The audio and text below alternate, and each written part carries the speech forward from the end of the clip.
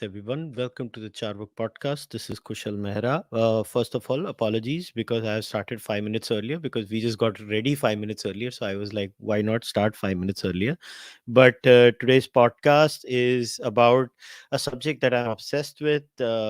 And I'm doing it with someone who is equally obsessed with this subject. We share a common obsession, the South Russian homeland. So, Kartik, welcome. Hi, glad to be here. Good morning.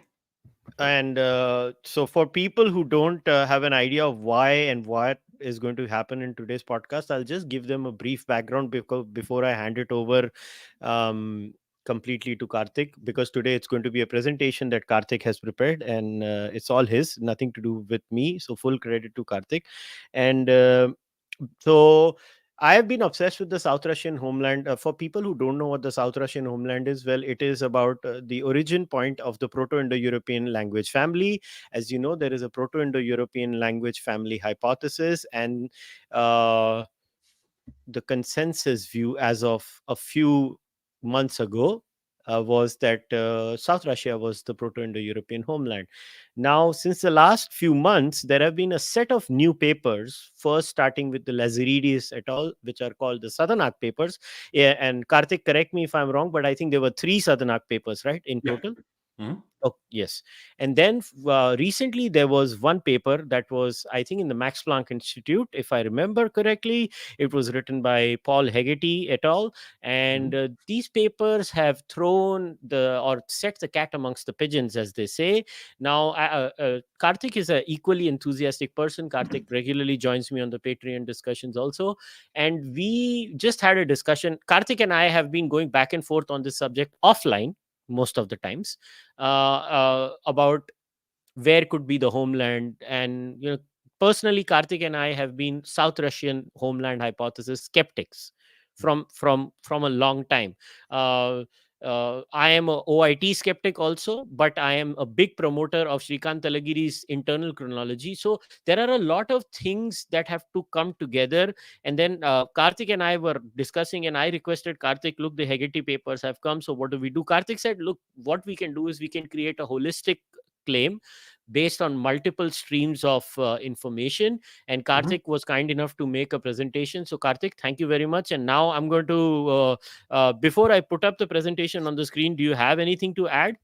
No, not really very much. I mean, we've been going back and forth on this subject a lot with your internal group that you have on Patreon, and it's been a really great resource. We've been reading a lot of stuff and reading stuff from that runs both sides of the argument, and I think that's been very valuable. And so, of course, I'd encourage anyone else that's interested to sort of join those discussions as well. But All right. yeah.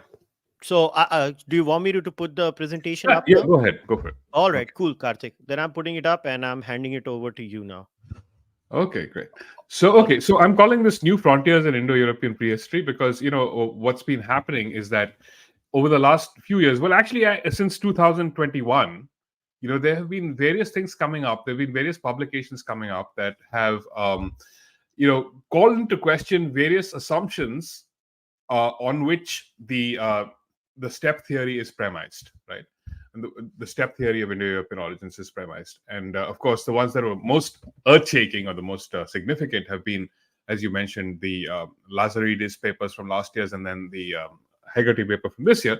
But there have been a few things before that as well. So let's just go into that. First of all, let's look at what the step hypothesis is, right? I mean, just to remind people.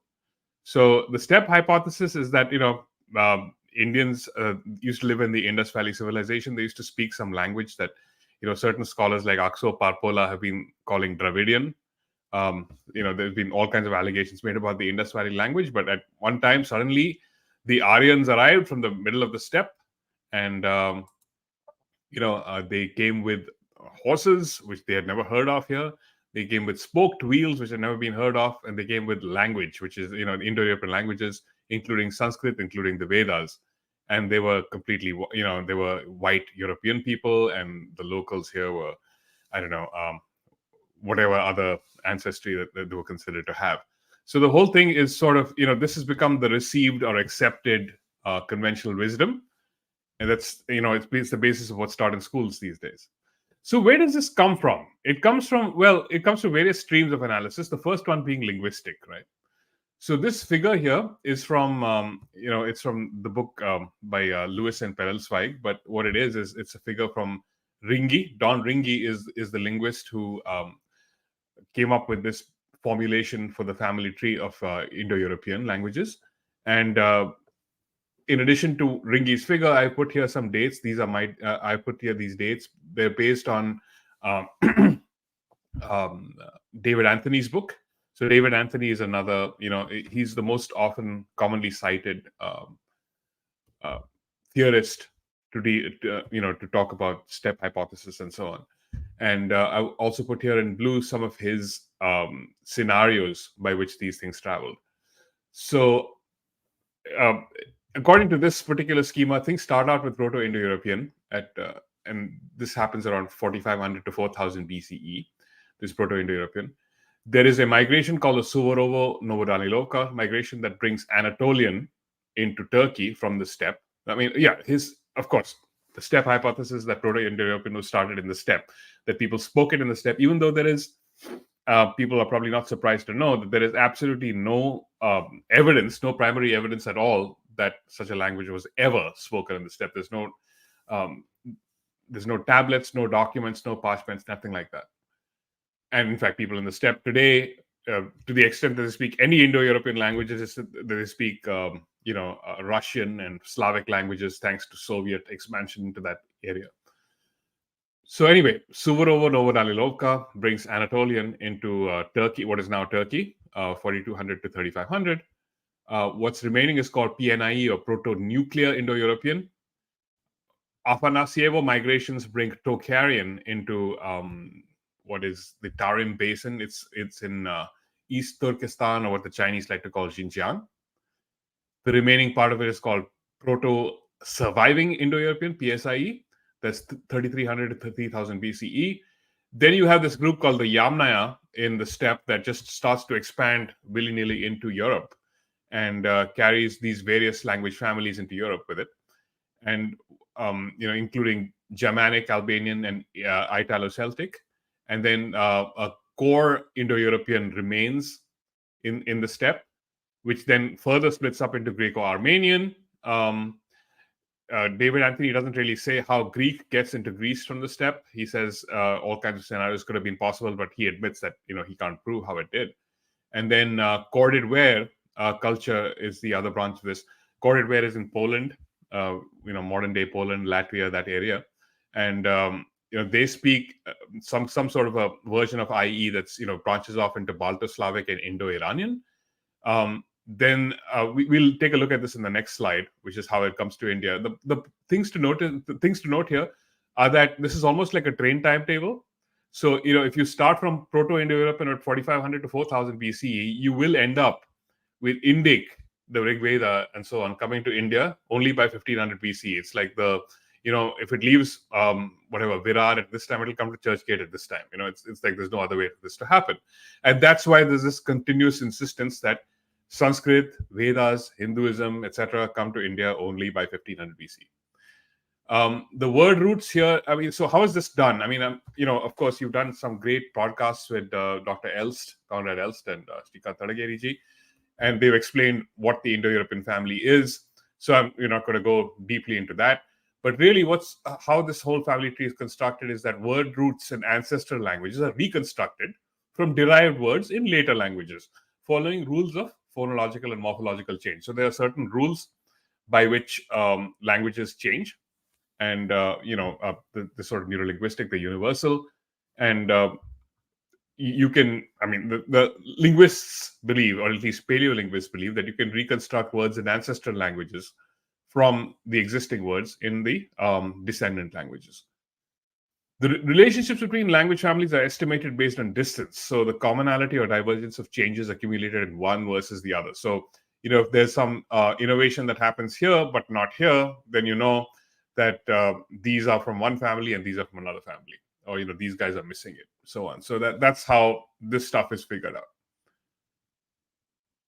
So this is what it looks like from a geographical perspective. This is a figure from Narasimhan's paper, Vagish Narasimhan et al., 2019. According to them, this whole orange area is the steppe, right? Steppe is basically grassland, it's prairie. And the contention, even though they never make it that explicitly by the Steppe hypothesis people, is that this entire area had a common culture. They had, probably a common language family, if not a common language, and that they had the capacity to spread it everywhere else in Asia. Which is, I mean, we'll get into that, but it's, there's no obvious reason why that should be true, except for the fact that it's been repeatedly asserted. I've drawn some additional arrows to Narasimhan's figure. So, just to make it a little bit more complete, but these are my arrows, not his. So the first thing is this, what we talked about, Suvarovo Novodalilovka migration from this group here in the steppe, in the Pontic Caspian steppe, into Anatolia, what is now Turkey, about 3900 to 3500 BCE. That's how the Anatolian language comes there. Then the next step, there's two migrations. One goes all the way to the east here, to the Altai Mountains in Mongolia. It's called the Afanasyevo migration, around 3000 BCE. Simultaneously, a different, and that's what brings the Tokharian language supposedly to Xinjiang. Simultaneously, there's various Yamnaya migrations. This is called the Yamnaya horizon, that come into Europe. One goes to Germanic, one goes to Italic, one goes to Celtic, and so on. Then there's another stage at which they say that, Proto-Indo-European died. This is literally Anthony's word. It was a dead language in the steppe by 2500 BCE. What was left was a core set of languages that eventually became either Balto-Slavic, which comes out here. This is the Koredwe culture in Latvia or Poland. And another group comes all the way, after having traveled west, they go all the way east, and they go into India or Iran. And in one case, Indo-Iranic, in the other case, Indic. And this is supposed to be a common migration thread that happens from there, which is, I mean, we'll get into the merits of everything, but this is what they say happened. Okay. So we'll get into this. So what are the arguments? I mean, we want to steelman this. I mean, we don't want to dismiss it out of hand. We want to make sure that we present the Steppe hypothesis as intended and why it's believed in as commonly as it is. I mean, I would recommend that everyone should read David Anthony's book, because it is a very nice articulation of what they've laid out, and then you can criticize it in your own mind. It's called The Horse, the Wheel, and Language. So it starts by saying, the Steppe hypothesis starts by saying that the Yamnaya, which is these guys, they had, from 3300 to 2700 BC, they had domesticated horses. So they had been able to tame horses and make them do their will, ride them. And that this gave them better speed and mobility as nomadic pastoralists. So what is a nomadic pastoralist? The Yamnaya don't have towns, they don't have cities, they don't have any permanent settlements at all that they left behind. What they have is kurgans. We'll get to what that is. But the fact is that they rode horses, and but it's claimed that they rode horses, so they were able to manage large herds of cattle and sheep, and because you can sort of ride around them and make sure that all of them are, the more you can move around, it's better. And they used to just drive them from one area to another to new sources of water, new sources of grazing pastures and so on. And because they had larger herds, they gained commercial power, and then also they had a military advantage because they could ride horses. So when they could raid for cattle, they could go and, even if they were like settled farming communities, they could go and steal the cattle from them. It's very important to realize that these are not the same as Scythians or Mongols or Shakas or anything like that, because the Mongols, for example, they had stirrups. I mean, and you did a great podcast with I think Abhijit Dayar about this, where he talked a lot about horses and cavalry and so on. And the stirrup is basically it's like a thing you can put your foot in. It's attached to the saddle. If you put your foot in that, it's much easier to ride a horse for a long distance or at high speed if you have stirrups. If you don't have that, your core muscles are doing a lot of the work of staying on the horse and remaining stable. So you just can't do it for more than a few hours, as opposed to days and months and weeks like the Mongols used to do. So you can't. I mean, it's clear that the Yamnaya did not have stirrups anyway. But there's no generally accepted evidence of systematic horse domestication before 2500. Take note of these dates, please. 3300 to 2700 is what the Steppe hypothesis says. There is no generally accepted evidence that there was any horse domestication before 2500 BC. David Anthony claims that there is evidence from 3700 BC in the Botai steppe, which is in Kazakhstan, and it's based on bit wear. So, like, you would actually put a rope or something into a horse's mouth, to be able to control it. And David Anthony says that because there were all these ropes and leather bits and so on, there were malocclusions or deformations of the horse's teeth, which you can look at the skeletons and see that was there. And he says that about 12 to 26% of samples from Botai had that. But other evidence, other experts like Marcia Levine said there is no, that's just not valid. The fact that, like Marcia Levine would tell you, who's actually a horse expert, would say that there is no basis for saying that there was domestication. Genetic evidence of systematic horse domestication. So this is the first blow I was talking about. Comes from Orlando et al. Ludovico Orlando and his lab in 2021 published a paper that says that basically systematic horse domestication started only from 2400 to 2300 BCE. And this is kind of interesting. So the fact is that Anthony finds evidence of horse domestication here, and the Yamaya, of course, here, which is about 2,000 kilometers away.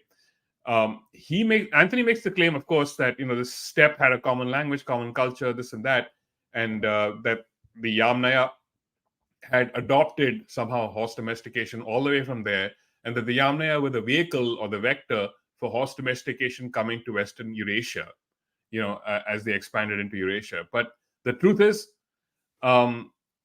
if that had been the case, you would find some extent of genetic ancestry from the Botai horses over here, and the horses that were eventually domesticated and exported around the world from West Eurasia. And that is not so. You don't find any common ancestry at all. So that's the first kind of problem that the Steppe hypothesis runs into. Then kurgans. What is a kurgan? It's basically, it's a mound. It's a bunch of rocks that are piled up on top of a grave. And then, of course, the mud and grass and everything grows over those rocks. And sometimes they will have a ring of other stones placed around them. I mean, it's interesting, but it's really not very distinctive, right? I mean, it's not like, you can tell the difference between a Byzantine temple and a Greek temple and an Indian temple by the architectural, by details of the architectural style. There's not much architecture here. It's just a bunch of rocks. And the whole Kurgan steppe hypothesis started out because of a lady named Dr. Maria Gimbutas, who started this whole thing claiming that cultures that built kurgans across the steppe were basically were all related, spoke a common language, worshipped a sky god, a male god, and that they invaded what was called Old Europe, which believed in female fertility gods and so on, fertility goddesses rather, and that they overran Europe and imposed their culture and language on it, which in the 1960s, 70s, sort of riding on a wave of second wave feminism, it became very popular, and that sort of is the that's became the basis of the received wisdom of the steppe hypothesis. Anyway, so here's a kurgan. Steppe hypothesis supporters claim that building kurgans was a sign of common culture, civilization, and importantly language. But signs of material culture. So if you dig inside kurgans, which they have a lot, if you find that the way that the bodies are buried in there, the postures of the bodies, are adults buried together with children, are groups buried together, or they buried singly, are the knees raised, are they on their side, are they on back? Those differ from different areas of the steppe. And burial practices and grave goods. So they would often, when they buried somebody in a kurgan, they would add various items as either gifts for the gods or something to honor the dead. And these grave goods also differ very strongly from one area of the steppe to another. In fact, Anthony himself admits that there is no single material culture that works across all of these steppe cultures. So like the kinds of pottery that are there, the kinds of decoration, what is included, it changes a lot. So the kurgan could have been an innovation separately evolved by different cultures or functionally adopted across different steppe cultures independently of language. See, the steppe is a very flat, grassy terrain. So it would have been useful to have mounds like this because there are no physical features otherwise. There are no hills, no mountains, no trees, nothing. So even to find your way as a landmark, it would make sense for these folks to bury their important tribe members and then build a kurgan around it so you can see it from far away. And this particular innovation, it just could have been borrowed among many different steppe tribes speaking different languages. Just because it's a useful thing to do, just like most technologies are. You don't have to learn the full language or subscribe to the same culture in order to have adopted a single kind of technology. Okay, then you find that, so the claim again is that Afanasyevo, these Yamnaya come all the way to this side, which is 1300 km. Well, actually, it's more than, it's about 3000 km from the Yamnaya homeland. And that this migration, and that's based on the fact that there are kurgans here, there are kurgans here. And also there is aDNA here in northern East Turkestan that shares some steppe characteristic. It's called the Dzungarian area, Dzungaria. However, the actual Tocharian manuscripts are found quite far away from there. They're found in, this place in the Tarim Basin. So this is the second sort of little blow that the Steppe hypothesis got, which is that in the Tarim Basin, where actually Tocharian language manuscripts are found, there are also some preserved mummies, like human beings that are preserved, and from the Bronze Age. And this group, Zhang et al., have investigated those mummies, and they found that they have no genetic connection at all to the Yamnaya. So that was the second sort of, we talked about the horses, now the mummies of this culture. And so even though you find kurgans up here and some amount of steppe genetic ancestry up here, you don't find it here where the Tocharian manuscripts have been found. It's also interesting to note that it's not really a long way from northern India, this place where the Tocharian manuscripts are found, or from Iran for that matter. Finally, wheels. Okay. Again, we're trying to really steelman this. The Steppe hypothesis supporters assign dates for Proto-Indo-European based on the idea that linguists can construct a PIE word for wheel. Okay, so PIE is Proto-Indo-European. So remember, we saw. Let's go back and see that. So why 4500 to 4000 BC? Why does it start at this time and not earlier than that? And the reason is that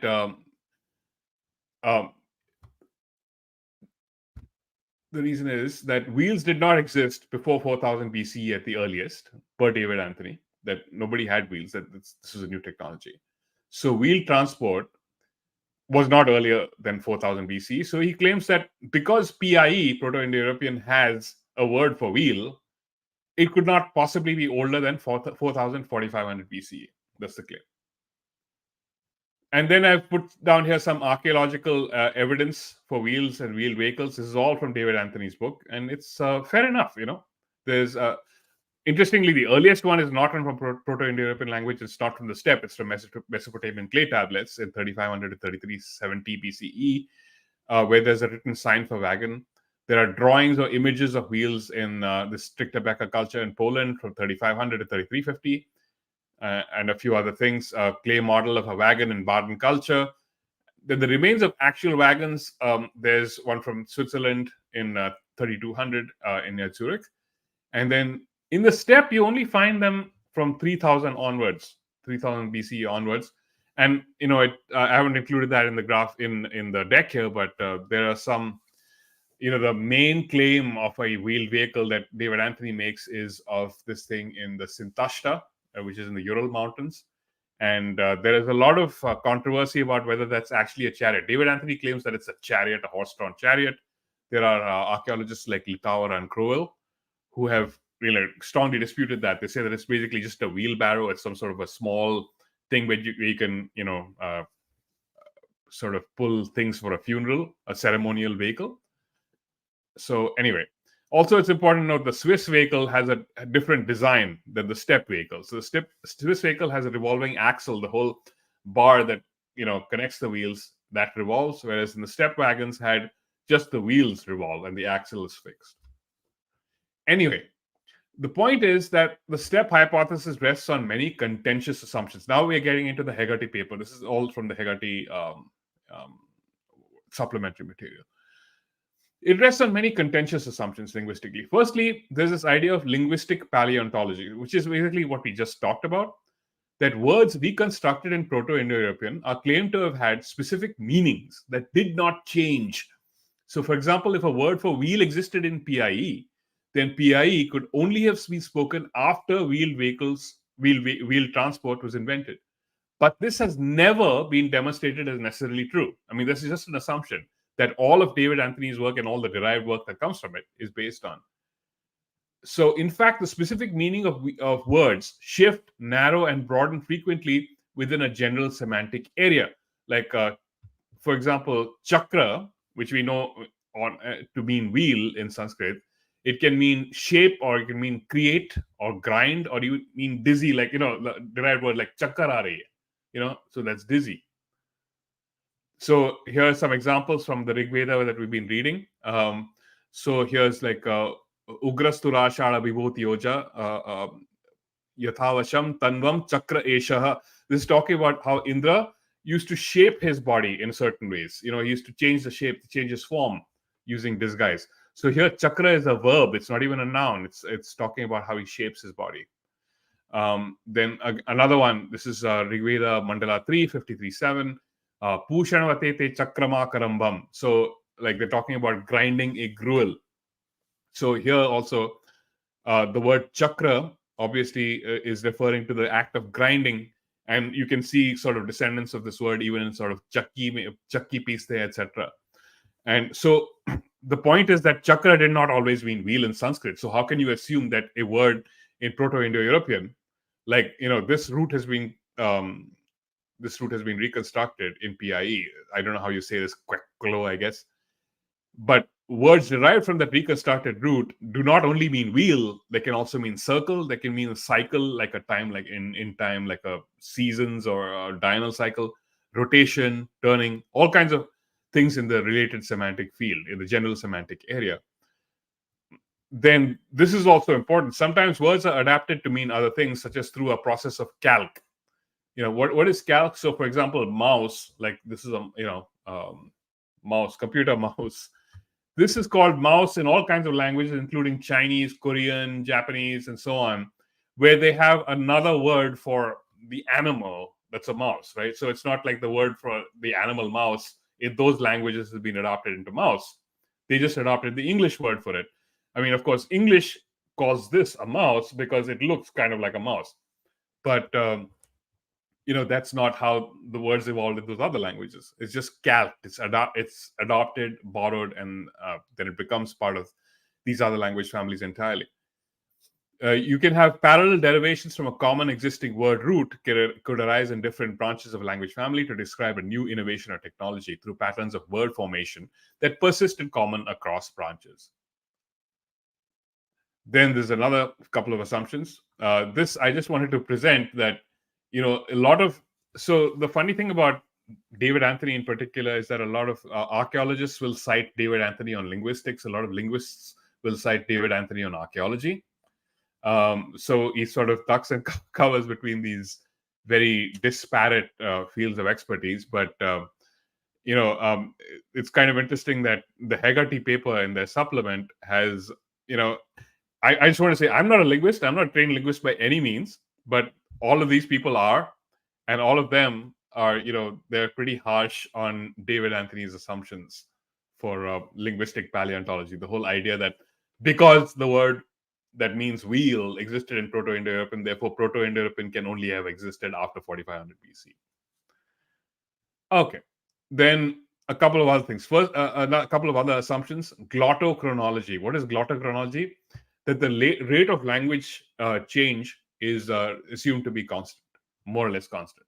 That languages just change, at a particular rate, no matter what the selective pressures or what the environmental pressures are. And David Anthony, in his book, uses this to argue against a date of earlier than 4000 to 4500 BC for Proto-Indo-European. So David Anthony says that if PIE had been much older than that, it would have been it would have branched out a lot more. It would have been bushy and many branched and mutually unintelligible.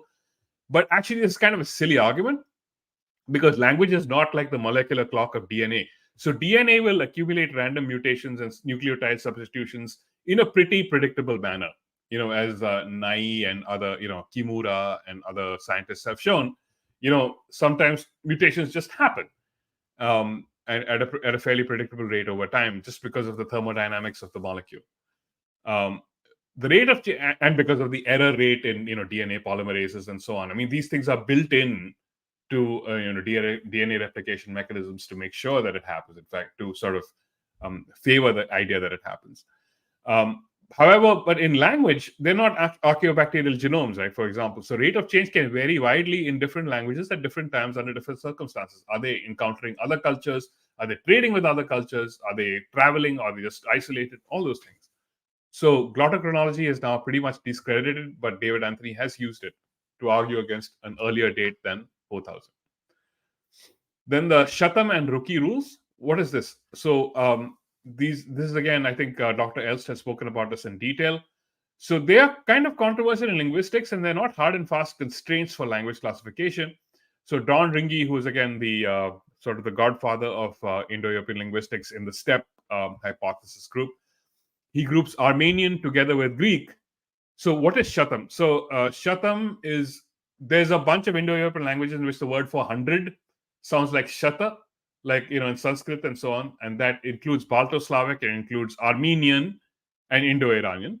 And then in other languages like Greek, Italic, Celtic, and so on, the word for 100 sounds like Kentum. I think Dr. Elst explained this very well. So Shatam and Kentum. But the thought from Don Ringi is that the groups that spoke the languages that use the words that derive from Shatam belong to one group. The languages that use words deriving from Kentum belong to another group. But it's not very hard and fast. So, if, for example, Greco-Armenian, you see, even though they're considered to be a common branch, Armenian is Shatam, Greek is Kentum. And similarly, there's something called the Rookie rule, which is retraction of S following R, U, K, or E. So, like, in some languages, S becomes Sh if it follows these syllables or these phonemes. And that is also fraught with many full and partial exceptions. Sometimes they say that it doesn't mean that there was a common branch that went off and all of them follow the Rookie rule. It could be that the Rookie kind of pronunciation occurs in some words and not others, and that evolved parallelly in separate branches rather than having been inherited from a common ancestor. So, for a more technical discussion, you can see Heggarty et al. And this is a little bit important to keep in mind, because you'll see how this sort of classification becomes sort of germane, or becomes kind of relevant when we look at the Heggarty paper, and then we look at some of the genetic evidence laid out in Lazaridis. It's actually so remarkable that these two things coincide as well as they do. Okay, then I wanted to show this, that one of the big things about that questions the Steppe hypothesis is the one-way influence and borrowings from PIE, Proto-Indo-European and or Indo-Iranic, into Proto-Uralic languages. So what is that? So you had the Ural Mountains are right here. I've drawn it into David Anthony's map. The claim is that, okay, so, this is the last branch coming out from the Yamaya. It's Balto-Slavic and Indo-Iranic. As it travels all the way here to India or Iran, it sort of spends time in the vicinity of the Ural Mountains.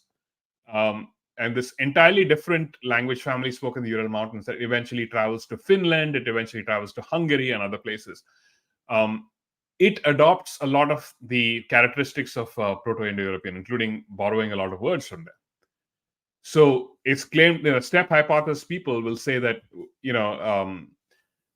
this is a proof that Indo-Iranian languages originated in the steppe, and that they kind of interacted with the Uralic languages, which then traveled to the west.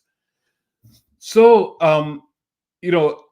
the question, though, is, if it did, it's assumed that this is because the ancestor of Indo-Iranic came into the West and South Asia from the steppe after they spent time the original speakers spent time in the vicinity of the Ural Mountains and their peoples. But that doesn't explain why the borrowings would be one way. Okay, that's the really killer aspect of this, is that if Indo-Iranic had spent time here, you would expect that they would also have learned, or they would also have absorbed some things from the Uralic languages that are not found in any of these Indo-European languages. But they have not. There's nothing in the Indo-Iranic languages after they supposedly came here that they borrowed from the Uralic languages, even though Uralic languages have lots of things that were borrowed from Indo-Iranian. So what's going on? It's like clearly, it's a big weakness of the Steppe hypothesis. So now we come to, what did Heggarty et al. Do? Heggarty et al. Okay, so their sort of drishti, if you want, it starts from Colin Renfrew, who in the 1990s or early 2000s came up with what he called the Anatolian hypothesis, which is an alternative story of Indo-European. It's different from the Steppe hypothesis, and he believes that Indo-European languages started much earlier, and then they spread by a process called debic diffusion, which is just slow migrations of people and gradual influence, rather than these Yamaya riding into villages and forcing people to learn the language or whatever it is that David Anthony believes, that the main key to spreading Indo-European was farming. So he calls the Fertile Crescent, which is Eastern Anatolia and sort of the parts of the Euphrates Tigris Valley. That's where he says that it began. So now this Heggarty et al., they start from his work. There's been earlier attempts to use sort of Bayesian analysis to provide a structure for Colin Renfrew's hypothesis by people like Gray and Atkinson in the early 2000s, but that has in turn come in for a lot of criticism. But what Heggarty et al. Have done is they've conducted a new analysis which sort of addresses all the problems that plagued older analyses. So Heggarty et al. Have performed a Bayesian phylogenetic analysis conducted on something called the IECOR database. What's that? The IECOR database is a database of what they call lexemes, which is they take 161 languages, Indo-European languages, and they have a reference set of 170 basic meanings. And the database contains data on relationships of cognacy, which is shared word origin between all of these. So IECOR addresses major problems that undermine previous analyses, including by Gray Atkinson and so on. First of all, poor data quality with gaps in coverage for some language families and for ancient versus modern languages. So that used to be a problem in earlier databases. Then inconsistent encoding, which is that the tolerance for multiple near synonyms in some languages but not others. So like, you can have, for example, sleeping, napping, whatever, like that, words like that that are almost very close, but not exact synonyms, were tolerated more in some and not in others. And you can't do this when you're doing comparative analysis. You can't, overburden one database and sort of have insufficient data in another. Or you'll get distortions in the results. Then inadequate methodology to distinguish between words inherited from a common ancestor versus words horizontally transmitted or loaned across languages. All of these were problems that IECOR resolves. Then it includes a binary covariant model that allows for variable rates of language change. We talked about glottochronology, the assumption that language changes at a constant rate. And earlier analyses uses what they call a Markov chain Monte Carlo model, where the rate of change was just constant. You'd assume that things had as much a likelihood to change as not. Whereas the binary covariant models that they used has, I think, 8 different rates, depending on whether there was more cultural impact or less, or more sort of impact of additional cultures and so on. And importantly, the Heggarty model does not enforce direct ancestry relationships within Sanskrit language families, as with many analyses that support the Steppe hypothesis. For example, Sanskrit and Prakrits. I know many people are probably going to be a little bit upset. The fact is, Sanskrit is not the mother language, according to these folks. Sanskrit is one of many. It's an aunt or an uncle, and in fact, it is an aunt or uncle that never had children.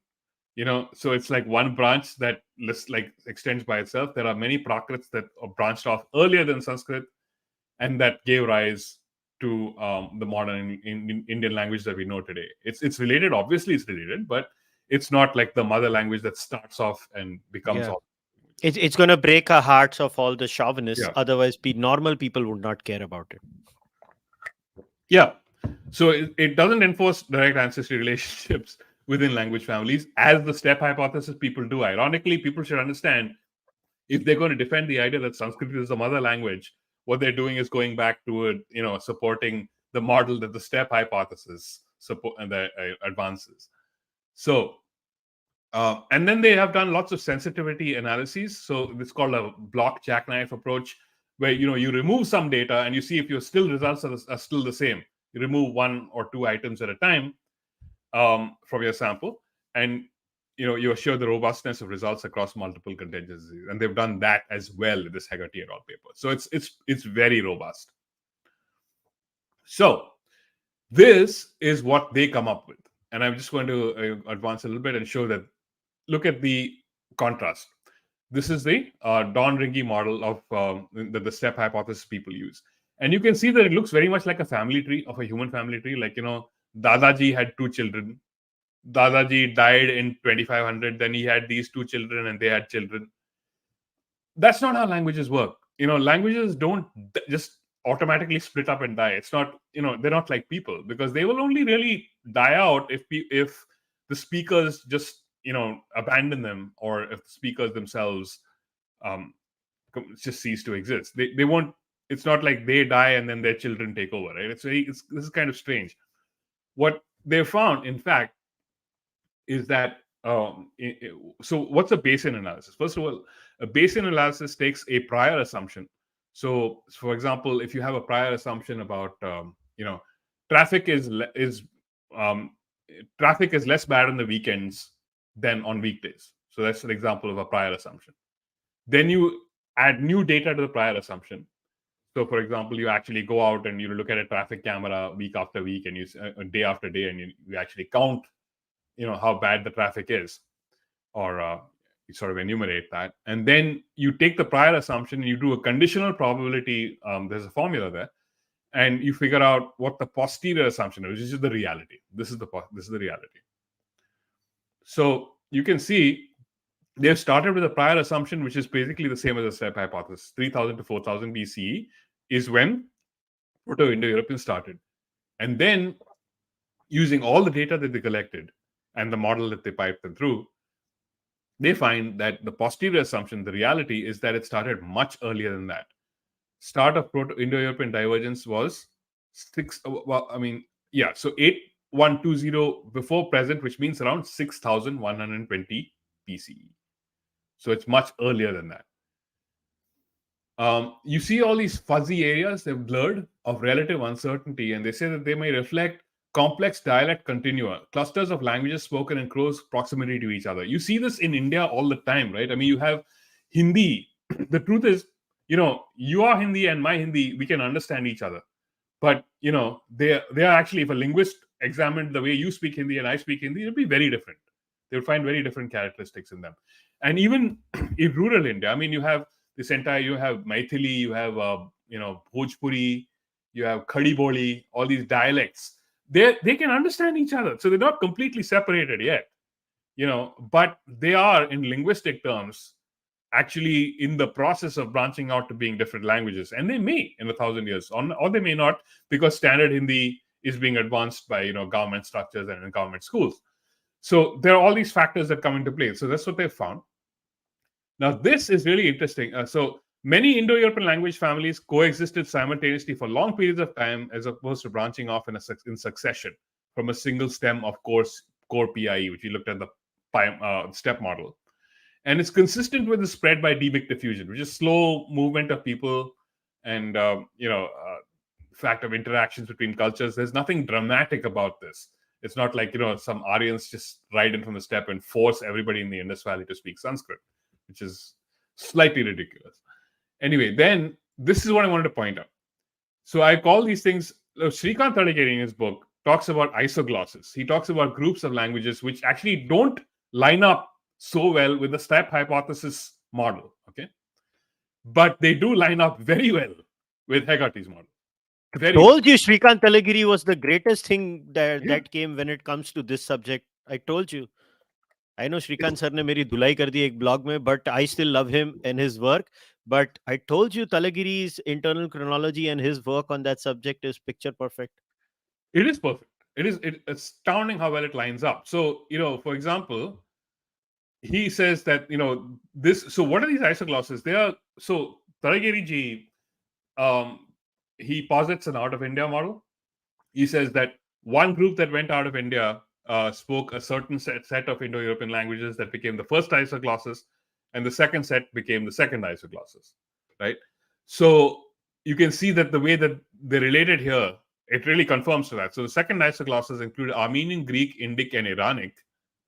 And then the first isoglosses, which he mentions, exactly, Slavic, Baltic, Italic, Germanic, and Celtic. So they're the first to come out, and this matches it exactly. Exactly, it's stunning, and you can see that the contrast is. So here, in the Don Ringi model, Italo-Celtic and Germanic and Albanian are one group, whereas Balto-Slavic is forced into a separate branch along with Indo-Iranian and Greco-Armenian. So it's kind of this model contradicts Tadekeri ji, but this model completely validates him, which is anyway. Now we come to what can aDNA tell us, right? Ancient DNA. There's a few things to just remember, which is, first of all, genes don't carry language. You hear a lot of these people on like social media talk about R1A of all things. We can at best assess potential compatibility of linguistic and genetic records with various scenarios for prehistory. That's the best we can hope to do. Compatibility. We can assess correlation. There is no causation between genes and language. It can never be assumed that linguistic and genetic lineages will match one-on-one. This is all from Heggarty's paper, by the way. Again, linguistic and genetic ancestries can be correlated only if a language lineage spreads by demographic expansion through geographical space. So literally, This is the most important point. This is the most important point. Yeah, it's extraordinarily important. And the truth is, this is not the case in people just assume that this is how languages spread most of the time. It's not the case in most instances. So, for example, language shift can occur through all other cultural mechanisms where pre-existing populations remain in place but switch over time to a different language lineage. For example, Urdu in southern India, they're all genetically southern Indian. People in Hyderabad, people in Karnataka, Kerala, and so on. They start speaking Urdu, but they're doing it for cultural reasons. Similarly, you can talk about people who started speaking Indo-European languages, Sanskrit, and so on in Southeast Asia. They used to speak Austro-Asiatic or Sino-Tibetan languages, but after the Chola expansion, they started speaking Sanskrit. They didn't change the genetic ancestry at all. Languages can persist despite ongoing genetic admixture that eventually washes out the ancestry of those who introduced them to an area in the first place. So in Hungarian, if you test, Hungarian genetic ancestry, it's not at all different from their neighbors. It's very similar to Germanic and Slavic and all those people, but they speak a different language that came from the Magyars, which is a Uralic language. They don't speak an Indo-European language. And in fact, even despite population replacement, like in Vanuatu, they have an oceanic language which was not introduced by those genetic people at all, by the genetic ancestors of the current speakers at all. It was somebody else that brought it there. There is no single genetic profile consistent with Indo-European languages. Indo-European languages are spoken from, at least initially, they were spoken from Iceland to Bengal or to Sri Lanka. This is a vast area. There is no common genetic profile that consistent with all of them. This is the key from there. This is from the Renfrew paper, Heggarty and Renfrew. The only realistic approach is to attempt to identify at least one partial ancestry component significant in most or all populations that speak Indo-European languages. So that would act as a tracer die. like when you do a PET CT scan, they give you a tracer dye, like fluorodeoxyglucose or something like that, which it'll accumulate in cancer cells and not in normal cells. So that's the kind of the metaphor they're using. A tracer dye through populations in time and space that you can kind of track, that could potentially have been a candidate because it's correlated with Indo-European languages. So this is important now because we're talking about the Lazaridis paper. What is the optimal tracer dye? What is an ideal tracer dye for Indo-European languages? Again, Heggarty and Renfrew proposed two candidates. One is the ancestral profile of the Yamaya culture that we've been talking about from the steppe, on the Pontic-Caspian steppe from 3000 BCE onwards. It's a roughly equal admixture of two ancestries. One is East European hunter-gatherers, which is originally dominant on the steppe, and Caucasian hunter-gatherer or Caucasus hunter-gatherer, CHG. So if they have equal volumes of this and this, that's what, for example, Narasimhan and even before him, Lazaridis and all these folks have used to trace population movement based again on Anthony's paradigm. The other candidate is just the CHG component alone, Caucasus hunter, without involving the steppe EHG, right? This is found south of the Caucasus, but from 5000 BC on, it is also in the Pontic-Caspian steppe. So it went from south of the Caucasus to the steppe from 5000 BC onwards. It is also found, this is the killer, it's also found in Anatolia at the time of Indo-European speaking Hittites. But the Hittites don't have any trace of this steppe ancestry, which is EHG. They only have CHG. And it has remained high in Indo-Iranic speakers throughout history, and it's still high to this day. So these are the two candidates, and we are going to evaluate them a little bit, each of them. First of all, let's look at the Yamaya ancestry, which we said is basically equal amounts of EHG and CHG. You do get decent aDNA correlation between the spread of Indo-European languages into Europe and Yamaya ancestry into Europe. This is Haak, Lazaridis et al., who they did this paper in the Reich lab in 2015.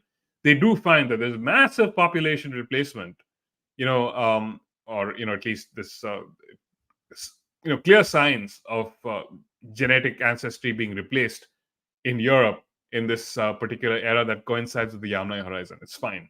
We don't have any argument with that. Then in 2019, Vagish Narasimhan, his paper, it actually shows a rather poor aDNA correlation between the claimed spread of Indo-Iranic into India and genetic ancestry coming into India. I mean, people have tried to, lots of apologists have written things like, this has settled the Aryan. It doesn't do anything of the kind. It doesn't, quite honestly. We'll take a look at why.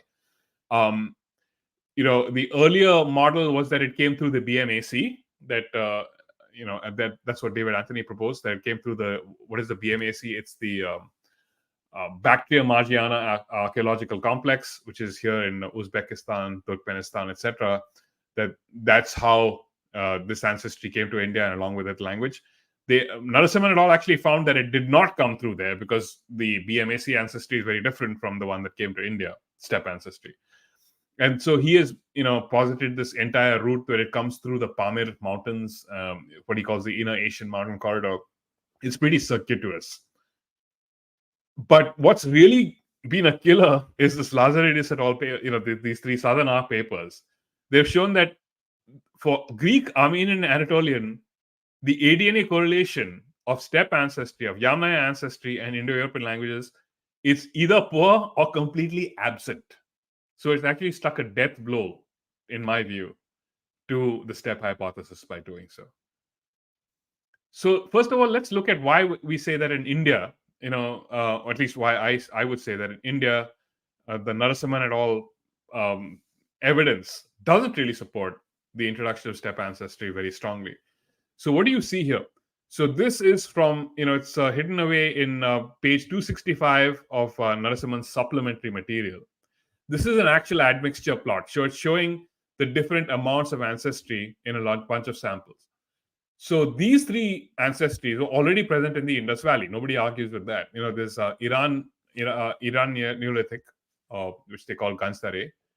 there is a West Siberian hunter-gatherer, and there is Andamanese hunter-gatherer.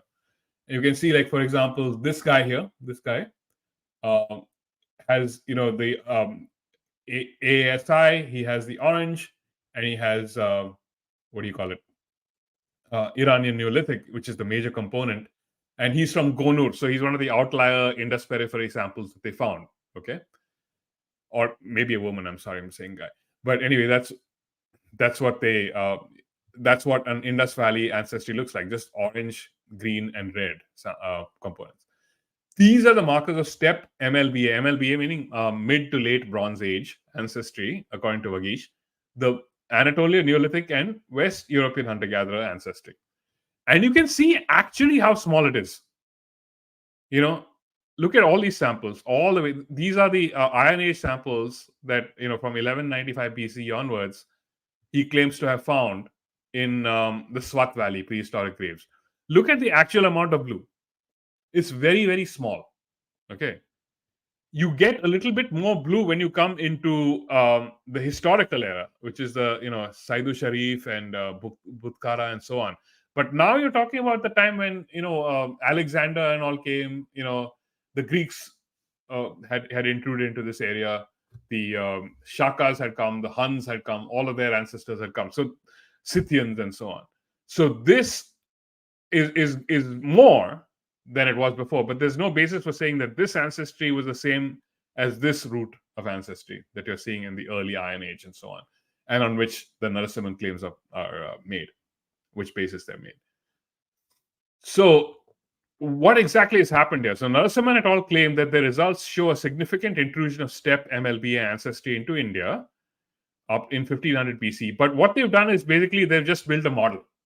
What they've said is, you see this tiny amount of steppe ancestry here, compared to the orange, red, and green. It's tiny. They say that this could have happened. This is the operative word. It could have happened because in our model, we have the Indus Valley periphery people on one side. On the other side, we have a population, which they've never found, by the way. They've never found this population. We have a hypothetical population, which is 41% steppe ancestry. And if that 41% steppe ancestry population had kind of invaded or started intermarrying with the Indus Valley population, then you would potentially be able to get this kind of result. Okay. Is it the only way that you could get this kind of result? No, it's just one model. Is it the most likely way in which you could get this kind of result? No, unless you believe in the Steppe hypothesis. So you see how this is completely circular reasoning. Their model, historical model, and you can see David Anthony is one of the authors of that paper. Their model is based on the idea that the Steppe hypothesis is true, and then it further validates the model itself. It's completely circular. And in fact, the other researchers have found that most steppe ancestry present in India did not come from an intrusion of steppe MLBA, which Narasimhan proposes in 1500 BC, but likely from different sources and later intrusions. So from like we were saying, from the Greeks, the Shakas, the Hunas, Scythians, and so on. And it's also supported by Hani et al. Nature study of Rupkund Lake samples. It's very inconsistent with the Aryan migration theory scenario of 1500 BCE. So this is, just as a reminder, genetic analysis often suffers from the problem of statistical identifiability. There is actual mathematics published to show this. Several models fit the available data equally well. So Narasimhan and all had proposed one model based on the idea that David Anthony is one of their co-authors. But actually, many other models can fit the available data equally well. It can lead to incorrect interpretations of history and make confidence intervals unrealistically narrow. So this is that famous story of the 6 blind men and the elephant. The data that they're looking at is telling them something based on the model that they already have in mind. So this guy's looking at the trunk. Oh, it feels just like a snake. Oh, this elephant must be a snake. This guy is looking at the leg of the elephant and saying, oh, he already has a preconceived notion, and all that the data is doing is confirming his bias about that. It's a tree trunk, and so on.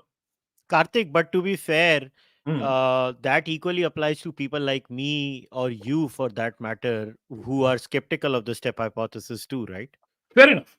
That's very true. That's why we're looking at multiple streams of data, right? That's why we're looking Yeah. at, for example, Lazaridis as well as Heggarty, for example. So again, Yamaya ancestry is a tracer die. The bottom line is Heggarty 2023 even admits this. It's too little, too late in South and Central Asia. The amount that Vagish Narasimhan shows coming into India in 1500 BC is too little to have brought Indo-European languages, and it comes too late. So now let's look at the other candidate. So we looked at Yamaya ancestry. Now we're looking at CHG, Caucasus hunter-gatherer ancestry. First of all, what is Caucasus hunter-gatherer? Now, this is the spread of Indo-Iranic languages. It is huge, right? It is a gigantic area where people speak Indo-Iranic languages, or Indo-Iranian branch of Indo-European languages. Goes all the way from Sri Lanka to like Armenia, Azerbaijan, is all in this language subfamily of Proto-Indo-European, Indo-Iranic, right? I mean, the claim from Narasimhan, the claim from David Anthony and all these steppe people is that a small, let's look at it again, okay? This blue and this blue brought these Indo-Iranian languages to this entire area. And, and that it brought, even though there's so much differentiation in Indo-Iranian languages, it brought that whole thing only in 1500 BC, not earlier than that. So that's the claim. Again, what the way that this has been phrased by Heggarty and Renfrew is that the only realistic approach is to attempt to identify at least one partial ancestry component significant in most or all populations that speak Indo-European languages. So a tracer die through populations in time and space. So we're looking at Caucasus hunter-gatherer ancestry as a tracer die. What does that look like? Okay, look at that.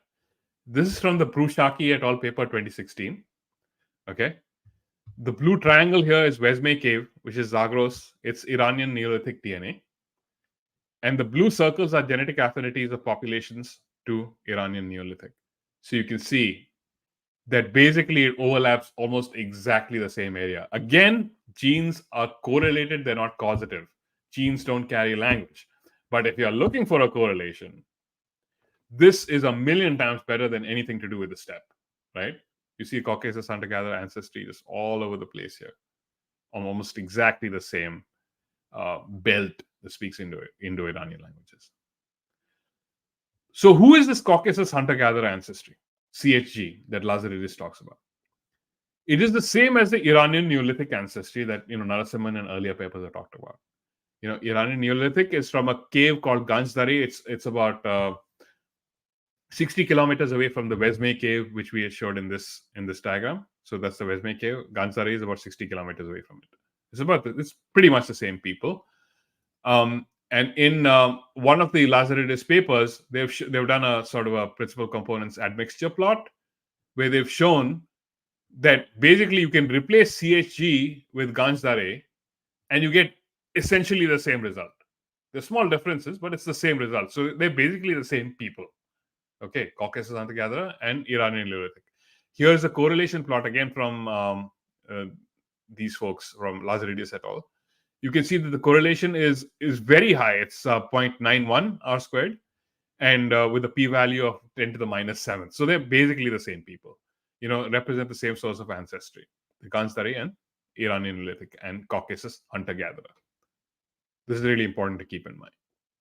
CHG is Iranian Neolithic. Next step we're going to take is that Iranian Neolithic is the same as Indo-Iranian. It's equally valid to call it Indo-Iranian as to call it Iranian. This is from Vasant Shindeji's paper in 2019. You can see that there was, he's actually traced how the Indus Valley population was formed. This is the Rakigadi paper, right? So he started off by saying that there was a lineage split of the OG, the people who were original Indo-Iranians. They have descendants of both India and Iran, and there's no data right now as to where they lived, but the lineage kind of split off in 10,000 BC or before. And the IVC people are descended, Indus Valley people are descended directly from this node. So it is as likely to be Indian as Iranian. Okay. In fact, you see that by the Bronze Age, this Iran-N, so-called Iran Neolithic ancestry, is equal or greater component in Indians. It is more of it in Indians compared to Iranians. The Iranians actually have actually got some Anatolian Pharma ancestry by this point, but Indians are 50 to 98% of this CHG ancestry, with varying admixture of Andamanese hunter-gatherers, or ASI.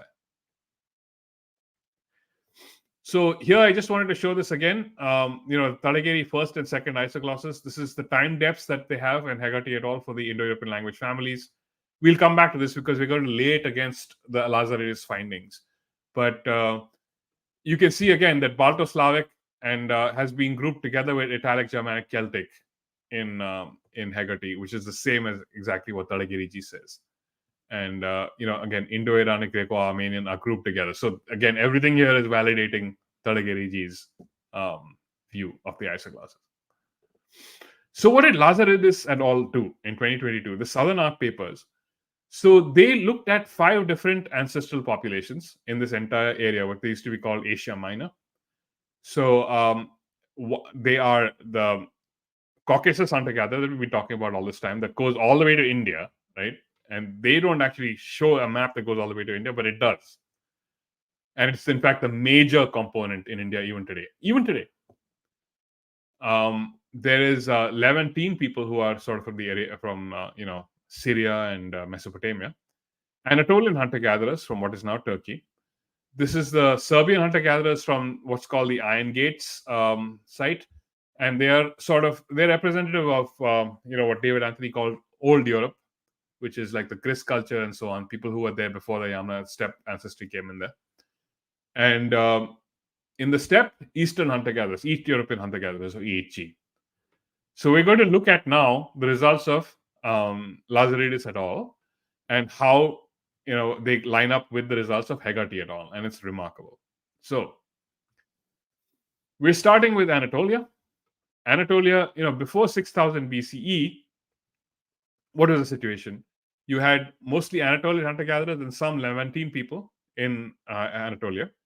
And of course, to the east of that, in either Armenia, Iran, India, places to the you had CHG as the dominant ancestry. This is pre-6000 BCE. From 6000 BCE onwards until at least 4000 BCE, you have a migration, massive migration of CHG people into Anatolia. Okay. That results in this Anatolian population being formed from 4500 to 1300 BC. This is pretty much the appearance of the Anatolian population. So it's like, again, CHG is the major component. There's almost equal amounts of Anatolian Neolithic and then a small amount of Levantine. Okay, that's what speaks Anatolian. Note that there is no steppe in this at all. Okay, and Anatolian language is an Indo-European language. Now let's look at the Heggarty results against this. So the median time depth of when PIE was spoken was 6120 BCE. So surely 6000 BCE around then, people are speaking Proto-Indo-European. There's a split between PIE and Anatolian around 5000 BCE. 4932 is the figure they give. So there was a split between PIE and Anatolian. So that actually perfectly matches the time when this population was beginning to form. And there's a divergence in Anatolian. That doesn't really matter for our purposes. That's when Anatolian then diverges into its daughter languages like Luwian and Hittite and all those. That happens only in 2600. But you can see that this is definitely the population that spoke Anatolian, right? That's number one. Now let's look at the steppe. Who is in the steppe? EHG, East European hunter-gatherers, right? This is a group of people that actually come from the forest steppe zone, Kvalinsk, Samara, and places like that. So you have the EHG folks. They're originally there. There is a massive influx. Like, this is like, it completely dwarfs what you see in, the steppe DNA coming to India. A massive influx of this Indo-Iranian DNA going into the steppe. They go into the steppe from 5500 BCE onwards until at least 3500 BCE. Okay. And what do you get as a result of that? The Yamnaya start to form. What is the Yamnaya? They're basically half CHG, half EHG. Okay. So that's how much of the CHG Indo-Iranian DNA went into the steppe from the south. This cannot be said often enough.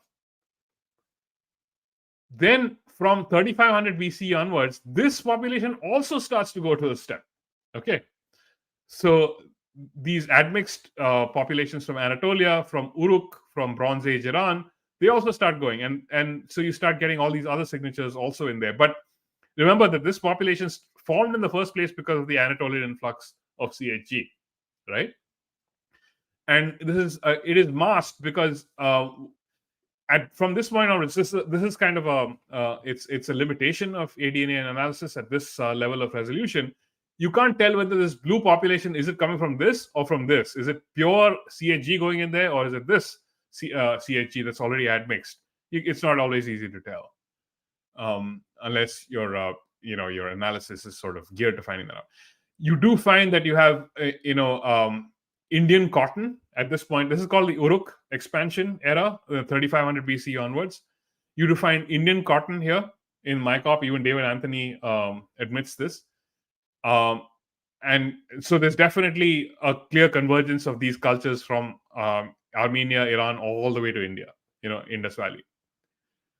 And these influxes just keep going on. Finally, you get the Yamaya, and just look at these Yamaya. The Yamaya are basically half Indo-Iranian.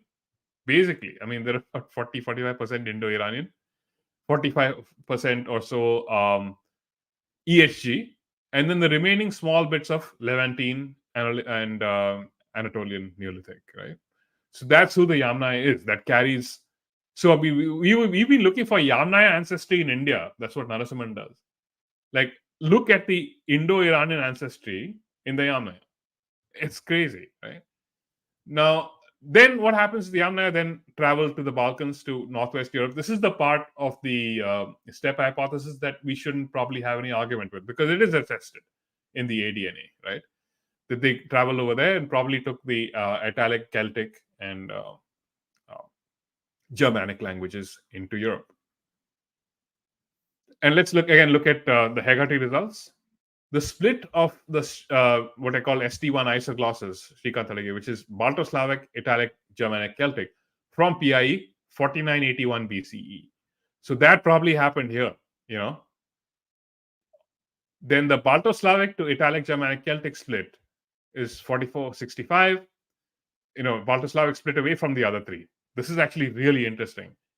That then Italic and Germanic Celtic actually seems to differentiate after 3500, which means it probably differentiated in the steppe or during the Yamna expansion into Europe. Italic emerges at 3564, Germanic Celtic at 2889, and the divergence between Baltic and Slavic languages happens much later. Between Baltic and Slavic languages, it happens only in 1663 BCE. So what this seems to suggest is that when Balto-Slavic split off from these three, okay, Balto-Slavic remained here, whereas Italic, Germanic, Celtic went off here maybe in the first wave of expansions into the steppe. So Italic, Germanic, Celtic differentiate earlier. Balto-Slavic remains here, and maybe that's why. Remember, we talked about the Shatam and Ruki rules. The aspects that it absorbed from Indo-Iranic. That's why, because it remained here and it was in close proximity to Indo-Iranic. Again, this is Talageriji's hypothesis. Okay, Balto-Slavic picks up things like the Shatam and Ruki rule, and it probably picks up also Indo-Iranic vocabulary that eventually then it transmits into the steppe and to the Uralic languages. So this model explains a lot of things that the steppe hypothesis does not. Okay. Now let's look at Greece. Who is in Greece? Pre-6000 BCE, the major population in Greece is this Serbian hunter-gatherers, or this sort of old Europe population. And in Anatolia at that time, 6000 BC, it's almost pure, Anatolian Neolithic, this yellow group. From 6000 to 4000 BC, which is about the same time when the CHG folks are coming into Anatolia itself, you see the Anatolian Neolithic folks going into Greece and completely decimating this population. Just look at this, right? This is the major population here. It decimates that population, and then it becomes that much. So this is what an invasion looks like. Okay, this is what a real invasion and population replacement looks like. You don't see anything like this in the Indus Valley or anywhere. If there was actually an Aryan invasion, you would get this kind of a result. And then you find even more influx of the CHG, Anatolian, and Levantine, which is admixed from 4500 onwards. And they continue going in there into Greece. Do take a note that there's a small amount of EHG, which is already present in Greece from the beginning. EHG, already present in Greece. So here they come. And then from 3000 BCE onwards, yes, there was some steppe influx into Greece as well. But it's actually not that detectable because the steppe already exists in Greek ancestry. So again, it's masked. And so you get finally this kind of a result in Greece, where it's like majority is Anatolian. The second largest component is CHG from Indo-Iranian, little bit of Levantine, and very small trace amounts of EHG and Serbian that still remain there. Now let's look at again Heggarty's results. The PIE to Greek Armenian, this is the second isoglossus of Tadagiri. The split happens at 4135 BCE, which is again consistent with this group coming in there. The split between Greek and Armenian happens in 3310 BCE, and Greek diverges into its constituent languages from 1364 BCE onwards. That's the readings from the Heggarty analysis. Now, finally, let's look at Armenia itself. Who is in Armenia? Basically, the same people that are going through Armenia. Some of them stay behind it. So, either the pure Caucasian hunter-gatherers or this admixture of Levantine and Anatolian and Caucasian hunter-gatherer from here. So, either from here or from here. That's the majority of the population in Armenia at this time. There is a small influx from the steppe from 2000 BCE onwards. Some of these Yamaya folks also start going into Armenia, but it's very small, just very similar again to our in India, what you see in the Swat Valley. And it's very late, which is 2000 BCE onwards. So it's too late to really have brought any Indo-European language there. And this is the final picture of Armenian. You can see again, the majority of them are, majority of the ancestry there is Caucasian hunter-gatherer. Their second largest is Anatolian, and then little bits of Levantine and steppe ancestry. And so it's similar to the steppe ancestry signal in India and Greece. This influx of the steppe ancestry to Armenia is late, weak, and confined to the local vicinity. It doesn't go beyond Armenia. It doesn't spread into Turkey. It doesn't spread into Greece. Nowhere. I mean, at least at this time in the aDNA. So this is a table I made, and I don't know. We can make a PDF of this and distribute it if you want. This is this is not to scale, obviously, but I've kind of tried to put together all the various things that happened, and then the various linguistic results from Heggarty et al. At the bottom, so we can maybe take a look at a few of these things. So it starts from the earliest. It starts from pre-6000. Obviously, this is not to scale because some of these intervals are there's much more information about them than others, so it's not like this length is to scale, but it's just approximate. You have Mergard and Bhirana starts at pre-6000. You have Gobekli, Tepe, and certain other things that exist in other in Anatolia and so on. Around 5500 BC is when IVC forms per Kenoya. That's the earliest date that we have.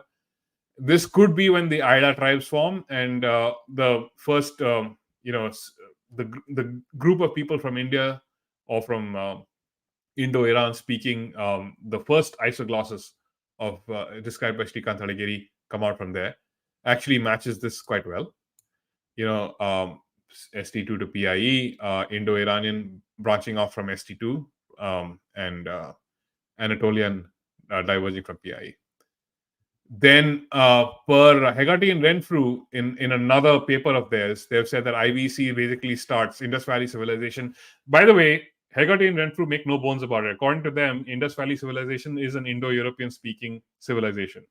Okay. Yes, I wanted to add to this because I think that was like a big, in our language we'll say a big hatauda on all these, dreams of people who believe in the not Aryan migration, Aryan invasion especially.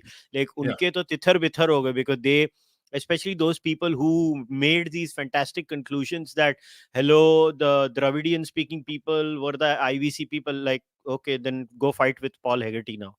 Yeah, there is absolutely no basis for believing that the Indus Valley people spoke Dravidian languages. Absolutely none. I mean, that is the complete fantasy. That is, it's speculation entirely. There are people like McAlpin and so on who say that there was some relationship between the Elamite kingdoms of Iran and the Indus Valley, and therefore they must have spoken. But it's all complete conjecture. It's all speculation. There is no evidence, no data for this to be true. And then again, between 5,000 and 4,000, you see the kind of Dhruyu exodus. I mean, I'm calling it a Dhruyu exodus just for fun, by Srikant Talagiri that comes out. And sorry, give me a second.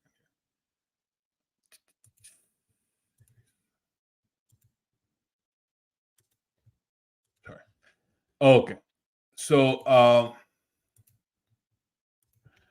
that comes out from Indo-Iran, that area.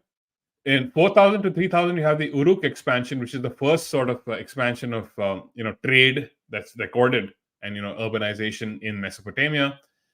According to people like others, people like Posel and other scholars of IVC, this is when early IVC begins, only around 3,500.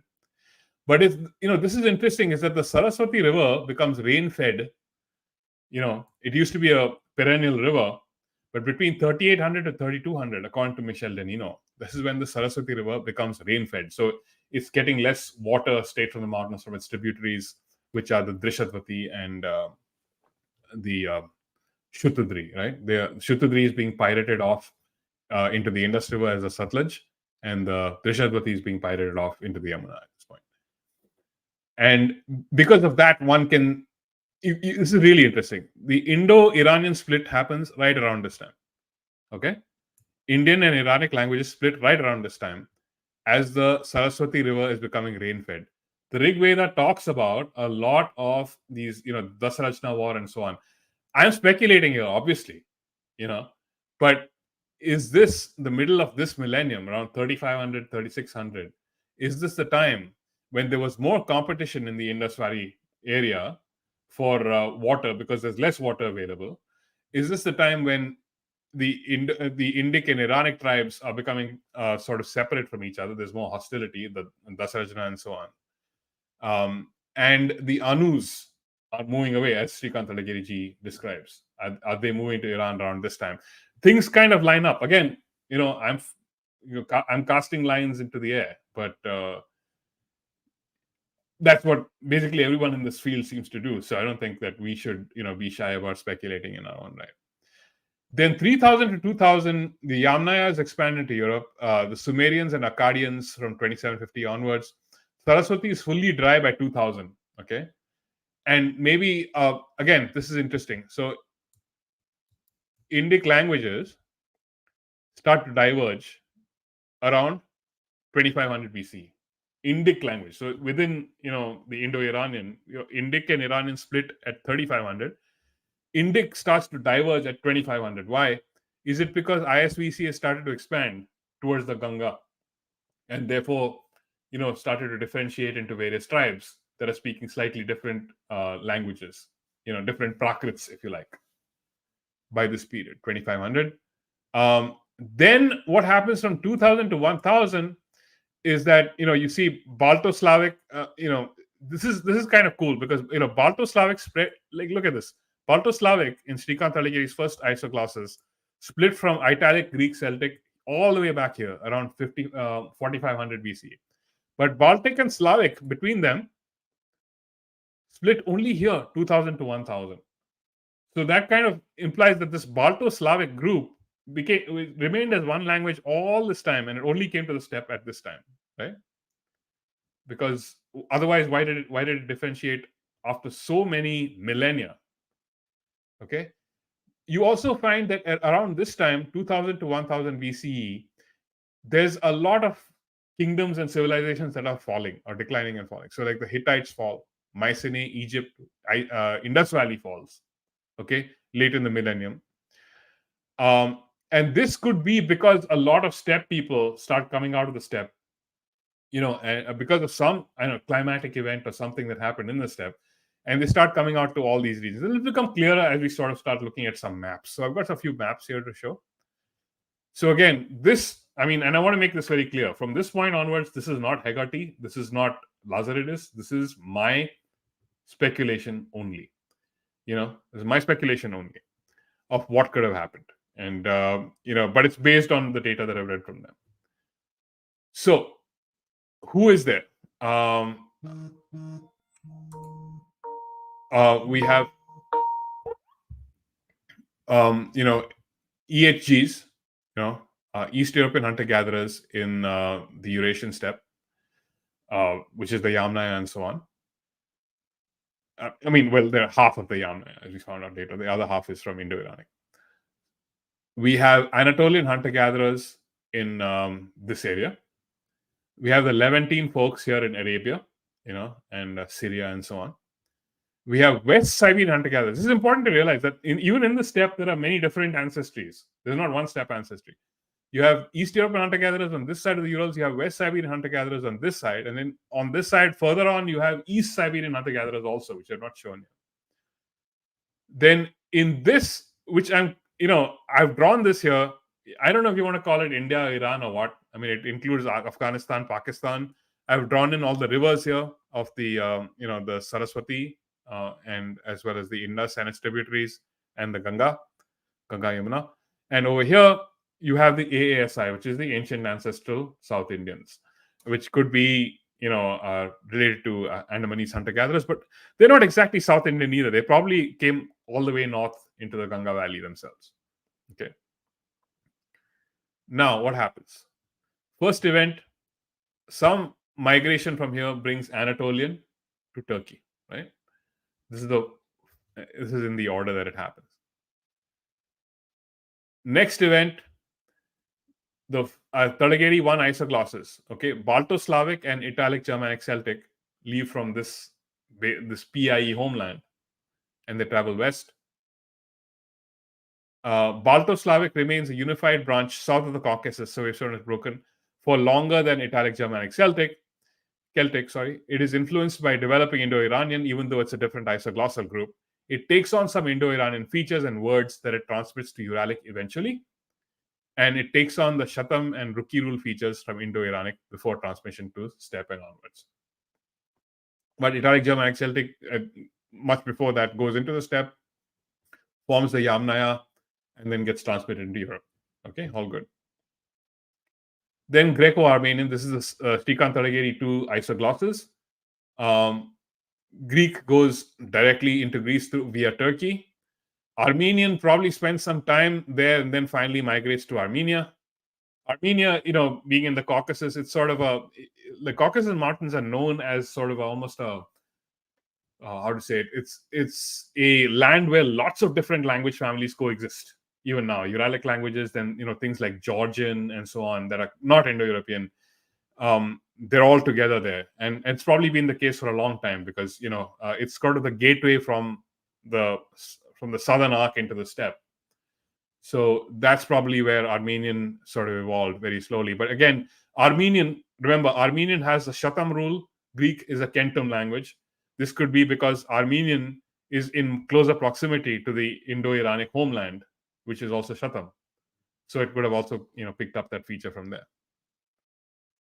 Now, these, of course, so far I've been showing this as a pure blue. It was not a pure blue, obviously, because a lot of admixture events were happening here in this Indo-Iranic region as well.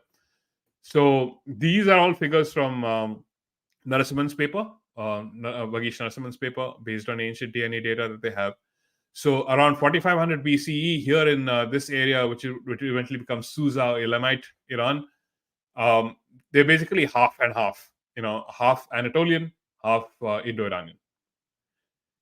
Here in Indus Valley, they are, mostly CHG. They're mostly Indo-Iranian, with some amount of AASI, Andamanese hunter-gatherer, and some amount of West Siberian hunter-gatherer. Okay. By the way, these dots that I've shown you, I wanted to point out something. You know what this is here? This thing, this dot here, this is Mount Ararat. Mount Ararat. Remember that in the what's that? Baudhayana Shrauta Sutra, there Hmm. is a reference to Arata Yeah. that they went. And you can see it's really kind of wild how they all diverge there. They either go west into Anatolia, Greece, or they go north into the steppe. But that is almost like um, the turning point to go one way or the other. So it could vary, and in fact, it becomes there are migrations out of India all the way into like the 10th century CE and so on, which is like the Romani migration, which follow basically the same path. So I'm not, Then meanwhile here, this is Mehrgarh, this is Bhidana, and this is the Tarim Basin where Tocharian languages came. So anyway, let's go back to this figure. So these are the various, as we said, aDNA that they found, from the Indus Valley periphery and then from Bronze Age Iran and so on. So I'm going to pause it now. I put these white lines around there because these are not based on Vagish Narasimha's DNA. I want to be aDNA samples. I want to be very clear about that. But these are my hypotheses. I think they are sound, genetically speaking, because what I'm showing is that, okay, there's that population that is maximally Indo-Iranic. You have two separate clines. One maximizes ASI ancestry. One maximizes West Siberian hunter-gatherer ancestry. And so it's very reasonable to think that this amount of differentiation existed within the Indus Valley / Vedic civilization, which I consider to be synonymous. Okay. So I don't know if how well these correspond to these terms of Purus and Druyus, Anus. Who knows? I mean, most likely they don't correspond, because the truth is a lot of these tribal identities, linguistic identities, don't match up neatly to some sort of a genetic ancestry. Like these people moved over there, they would have intermarried with these people, and God knows what else would have happened, right?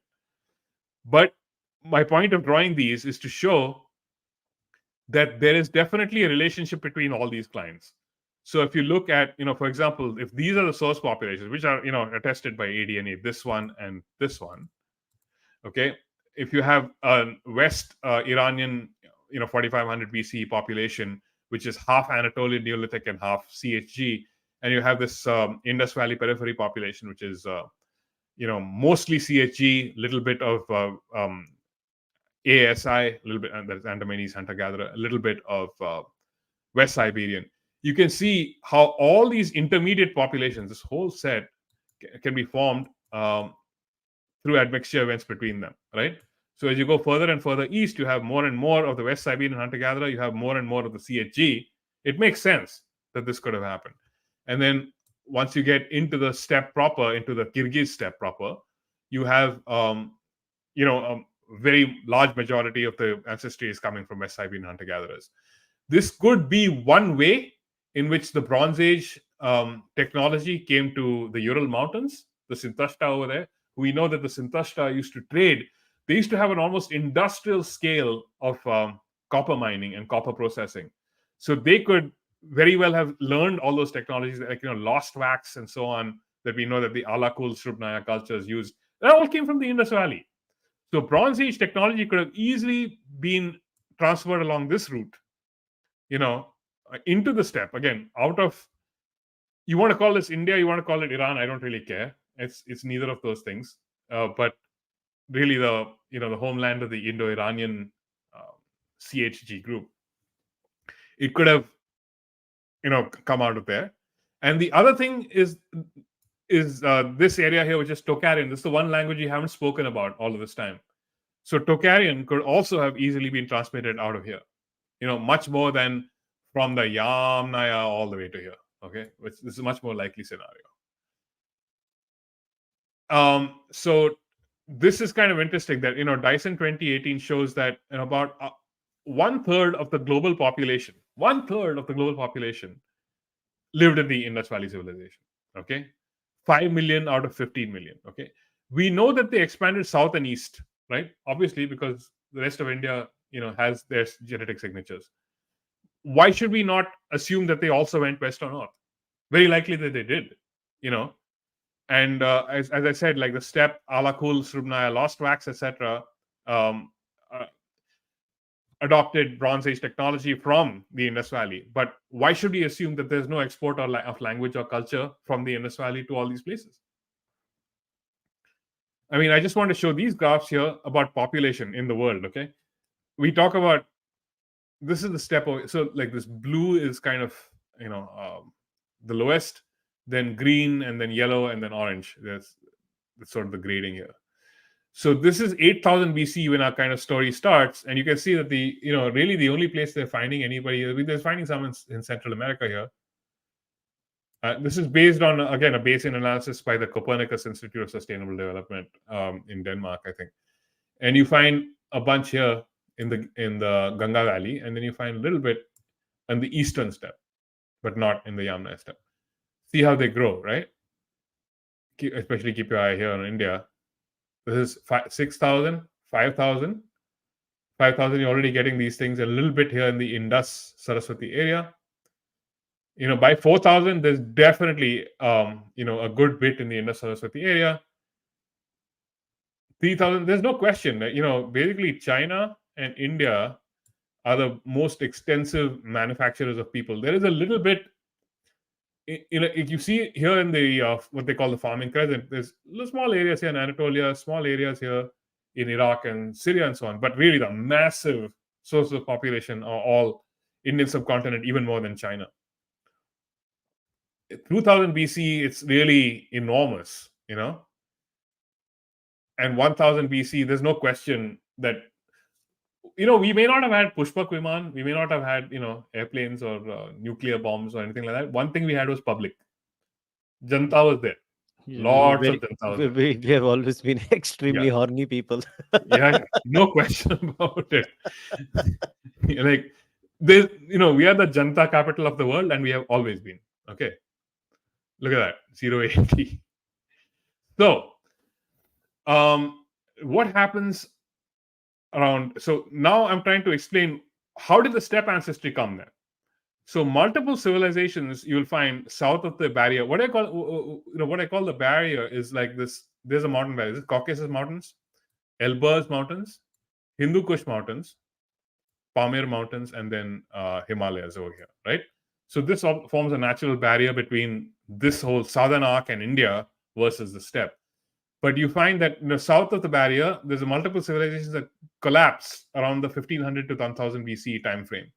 Is that a result of population exodus from the inner Eurasian continent? It could have been, because that's also when the steppe ancestry enters Greece. It is also when the steppe ancestry enters Armenia. And it is also when the steppe ancestry for Vagish et al. Enter India.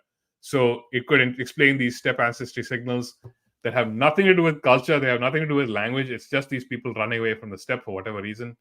Like Trump says, they're not sending their best people, folks. They're sending rapists. They're sending drug dealers. And some, I assume, are good people. So that's probably what happened. Okay. It has nothing to do with horses, wheels, Sanskrit, Vedas, caste system, anything else that they're accused of.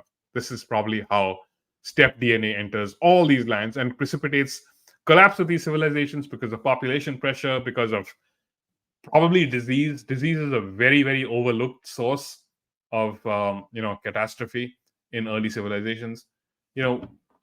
Because that's just how immunology works, right? I mean, they have acquired immunity to various bugs. They carry the bugs here. There's no immunity to those bugs in these native populations. People start dying left and right. So now the last bit of my presentation is, why was it an evolutionary success? Why is Proto-Indo-European an evolutionary success when so many other language families existed? I would say that there are certain characteristics that help. Again, this is my speculation. This is not Heggarty. This is not Lazaridis. I want to make that very clear. Certain characteristics. First, it's spoken simultaneously in multiple geographically disparate population sectors. There are separate areas. So it has a redundancy to it. So a catastrophe like a flood, disease, whatever, wipes out one center and the surroundings, doesn't completely kill the language because it's still spoken in other areas. Okay. That's the first condition. Secondly, it has some broadly applicable utility as a means of communication. So, for example, for commerce, for trade, like why does everyone want to learn English these days? It's not because they want to read Shakespeare, right? is because English is the language in which technology and trade and so on is conducted in so much of the world. Finally, that the language group is capable of being rebooted even when it dies out. So even though it's spoken in multiple different centers, geographically disparate population centers, if those centers were not in contact with each other, then the language would probably differentiate in each of those centers and become mutually incomprehensible. But if there is some contact between those centers that's continuously renewed, it's capable of being rebooted even when it dies out or is temporarily abandoned at a place where it is spoken by a fresh influx of traveling speakers. That's the last criterion. So it's spoken simultaneously in different areas. It has some practical use, and those areas are in contact with each other. So with that, I come to the history of sheep domestication. Okay, this is a paper by Chessa et al. In Science in 2009.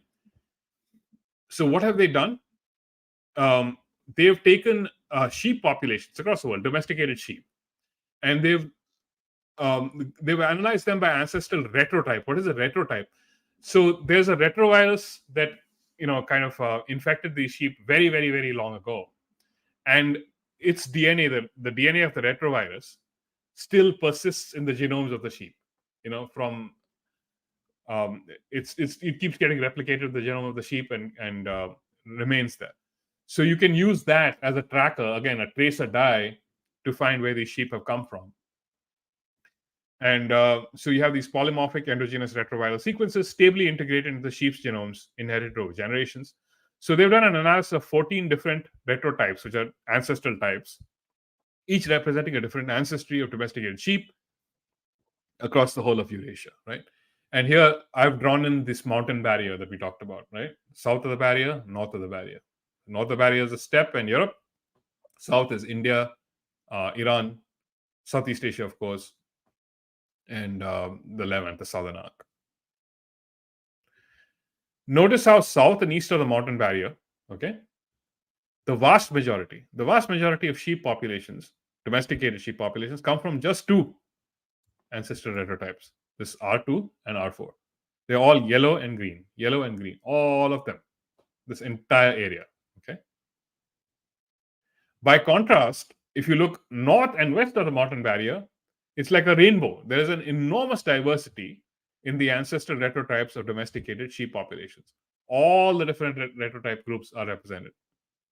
We know for a fact, biologically, that sheep evolved in lands south of the mountain barrier. They went from here to there. So what is this telling us? What is this data telling us? First of all, the retrotype populations R2 and R4, the green and yellow ones, are seen in sheep populations north and west, as well as being almost the exclusive retrotypes south of the mountain barrier. So you see here it's almost all green and yellow. Here you still see some green and yellow in the north, but you don't see them in the, you don't see other populations, the other colors in the south, right? So almost all other groups seen abundantly in the north and west of the mountain barrier do not appear south and east of the mountain barrier. So clearly, domesticated sheep were herded from lands here in the south and west of the mountain barrier to lands to the north and west, but almost never in the opposite direction. Okay? So sheep herders were traveling all across this area, and sometimes went north and west, but nobody ever came from there bringing sheep down here. In fact, that's why I like, animal migration, domesticated animal data. They don't just bhatkao by themselves, right? I mean, they're usually taken by people for some reason. So I think they can tell us a lot more about history than simply, human migrations. And then you see that the remarkable genetic homogeneity, okay, that this green and yellow everywhere, south and east of the mountain barrier, is consistent with a common herding zone spanning the region. Why would you? Which region? We are looking at a huge swath, right? We're looking at this region. This year, right? Yeah. So we are looking at India, Pakistan, Iran, Afghanistan, basically right up to the Caucasus, right? Yeah, all the way from Myanmar, all the way to the Caucasus, and even to Egypt. and for that matter, even into southern Africa, where they probably may have domesticated these sheep initially into East Africa and so on. But what you see here is there's this spread of these particular two genotypes, as opposed to like this whole rainbow of genotypes over here. It's consistent with a common herding zone across the region. So, time after time, the sheep herders would come, they would sell their sheep stocks. Then, some time would pass. Some of the sheep would die. There would be famines, whatever.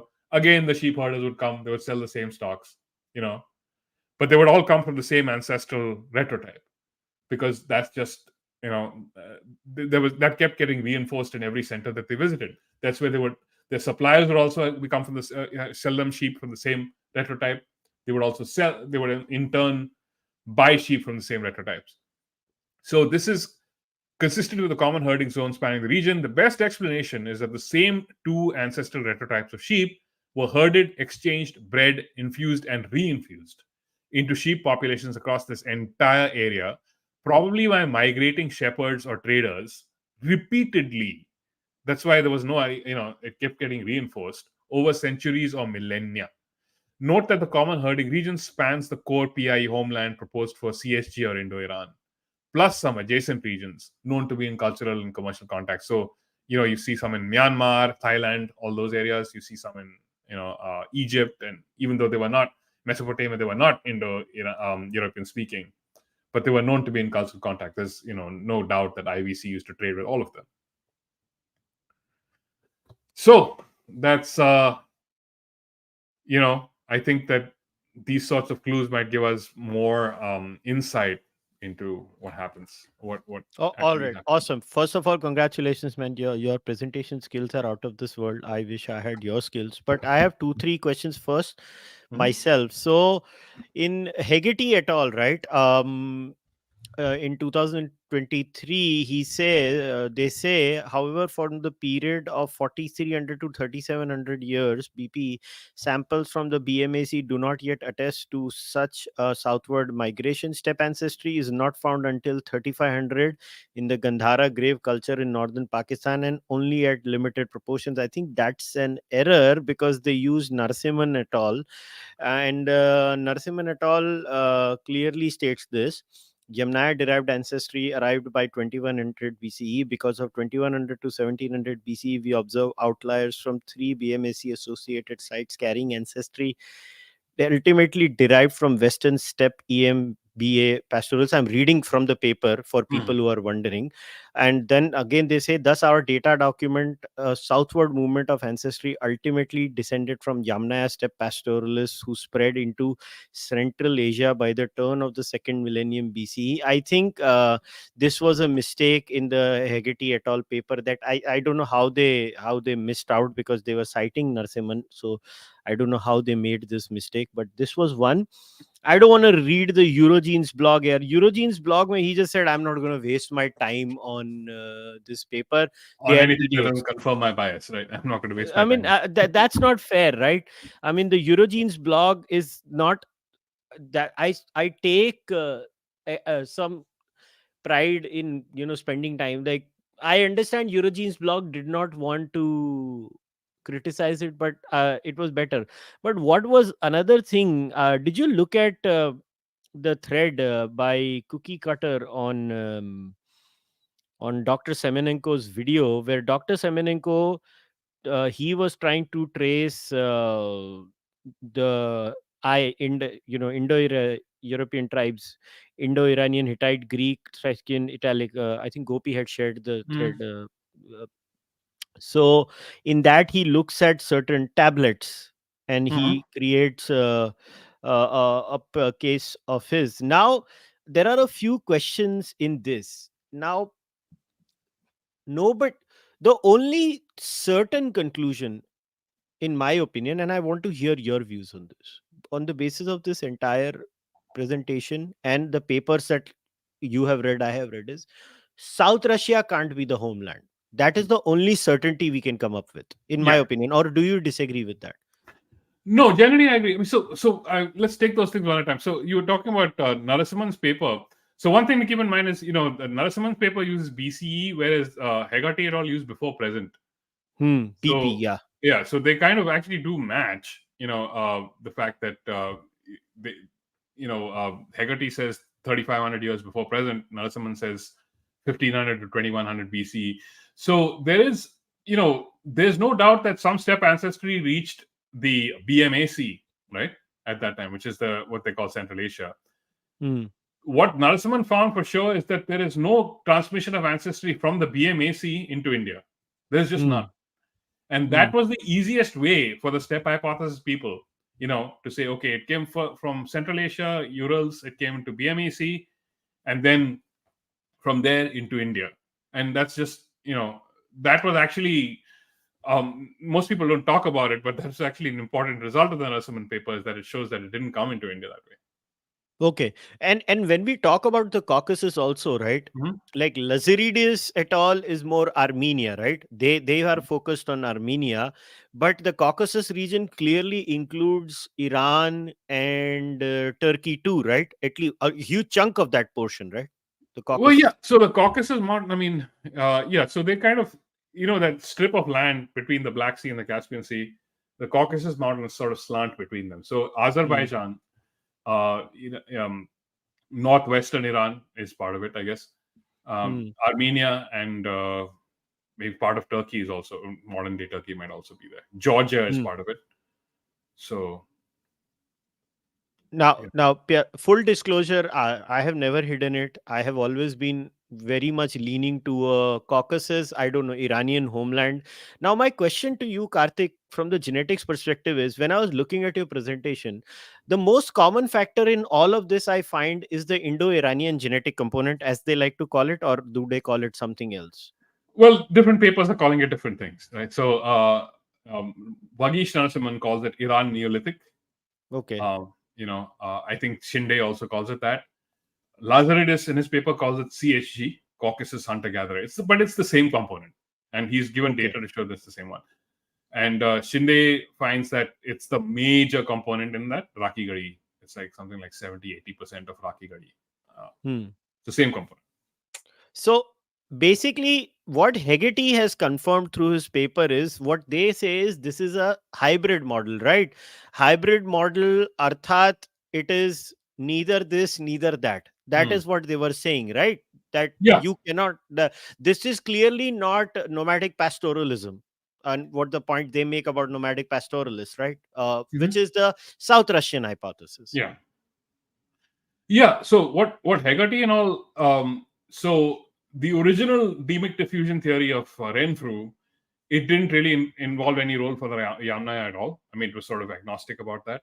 But I think what Heggarty and all are recognizing was, so that even when we looked at the slides, the Yamnaya were probably the source of carrying Italic, Germanic, Celtic into Europe. There's probably no argument about that. Maybe even Balto-Slavic into Europe came via the steppe into Europe. So that part of the story of the steppe hypothesis is probably true. But where did the Yamaya get those languages? The steppe hypothesis says that they evolved them on their own, that Proto-Indo-European existed there in the steppe. Whereas what's becoming very clear now is that they probably got those languages when the CHG people came from, Armenia, Iran, and went north. So on the basis of this holistic reading, and I always recommend people, like, you have to read Lazaridis, you have to read Heggarty, you have to understand the internal chronology of the Rig Veda that Shrikant Talagiri talks about.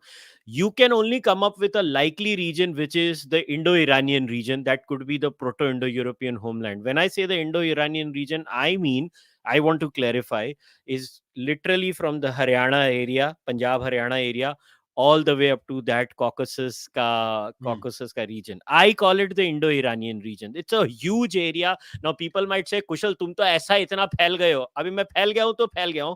This is what I call. And I lean, like, my personal view has always been that there were two migrations. One went towards the steppes, which is South Russia, and one originally Proto-Indo-European speaking people might have come to India. They independently formulated the Rig Veda on their own in India. Then a group of these people kept on going back and forth. That is how you have the Rig Veda and Avesta and Shrikant Talagiri's rock solid analysis of Mhm. his third book or fourth book. I don't remember which one it is. Rig Veda historical analysis, the Rig Veda and the Avesta, the final evidence, where he looks at the Avesta and the Rig Veda. Yeah. Now, in such a case, why do you think people are still obsessed with the South Russian hypothesis? And then I will take audience questions and we'll wrap it up. I mean, it's. I think it has a lot to do with politics, and I'm not talking about left wing, right wing politics. I'm talking Yeah, about the yeah. politics of academia, Ah, which is that academics have been playing the influencer game long before social media made everybody an influencer, right? Having wielding influence, it was the currency of power, and the currency of was the source of getting money and funding there. So when you had people like, I don't know, J.P. Mallory and David Anthony and all these folks saying, you know, this is probably the truth, and especially in sort of this multidisciplinary field where there are all these different areas where you have genetics, you have archaeology, you have linguistics, and so on. So if there's this one group that's getting a lot of funding, then other people that want to also get funding will associate themselves with it, and therefore they'll associate themselves with the speculations of that, and repeat it often enough, it becomes received wisdom, right? So I think that's where the step theory comes from. But the fact is, I mean, these days you have some fellow was like criticizing Talageri ji as the reason you oppose step theory, not the reason that he says out of India, but the reason you oppose step hypothesis because you're a Hindu nationalist. I mean, it's like that kind of inanity has begun to abound. It's like that's all they have anymore. That's all.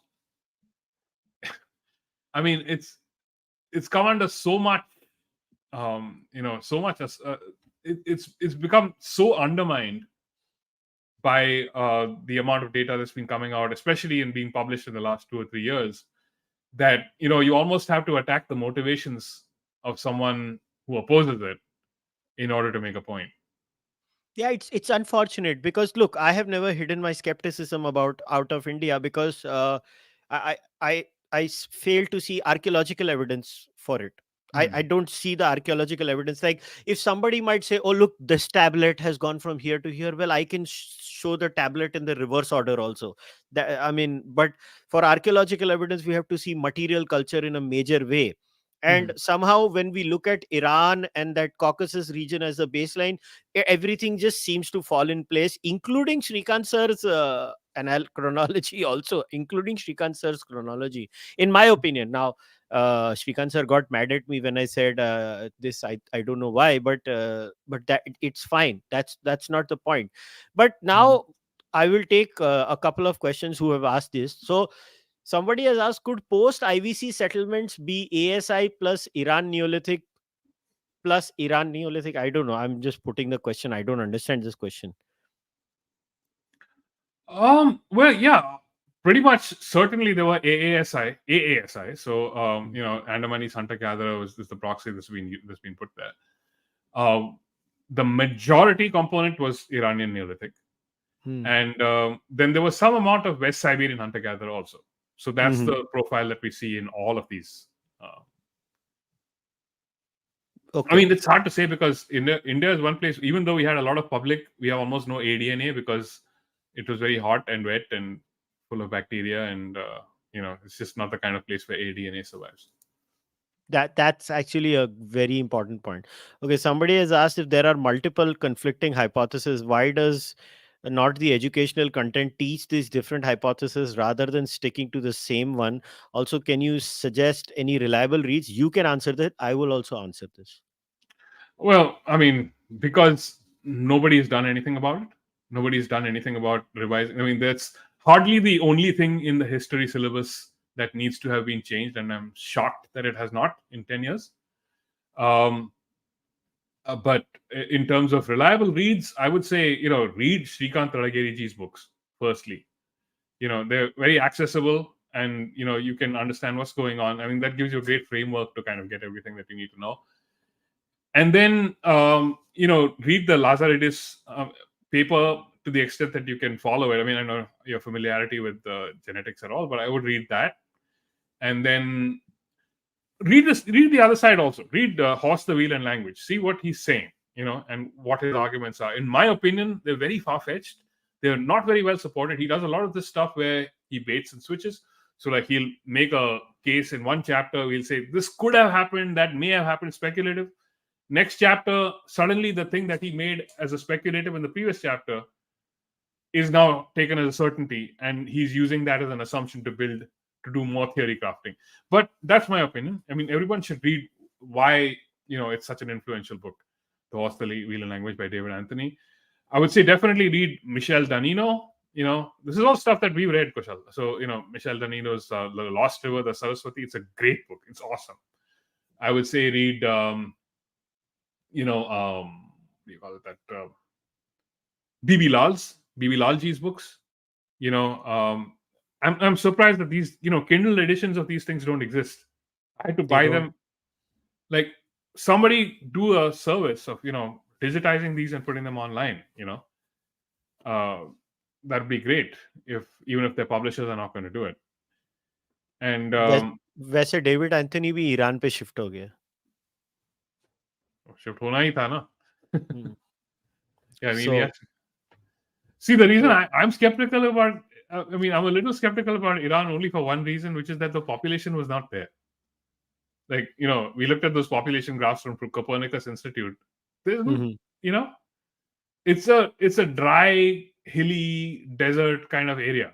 It's like, utne to jan hi nahi the wahan pe.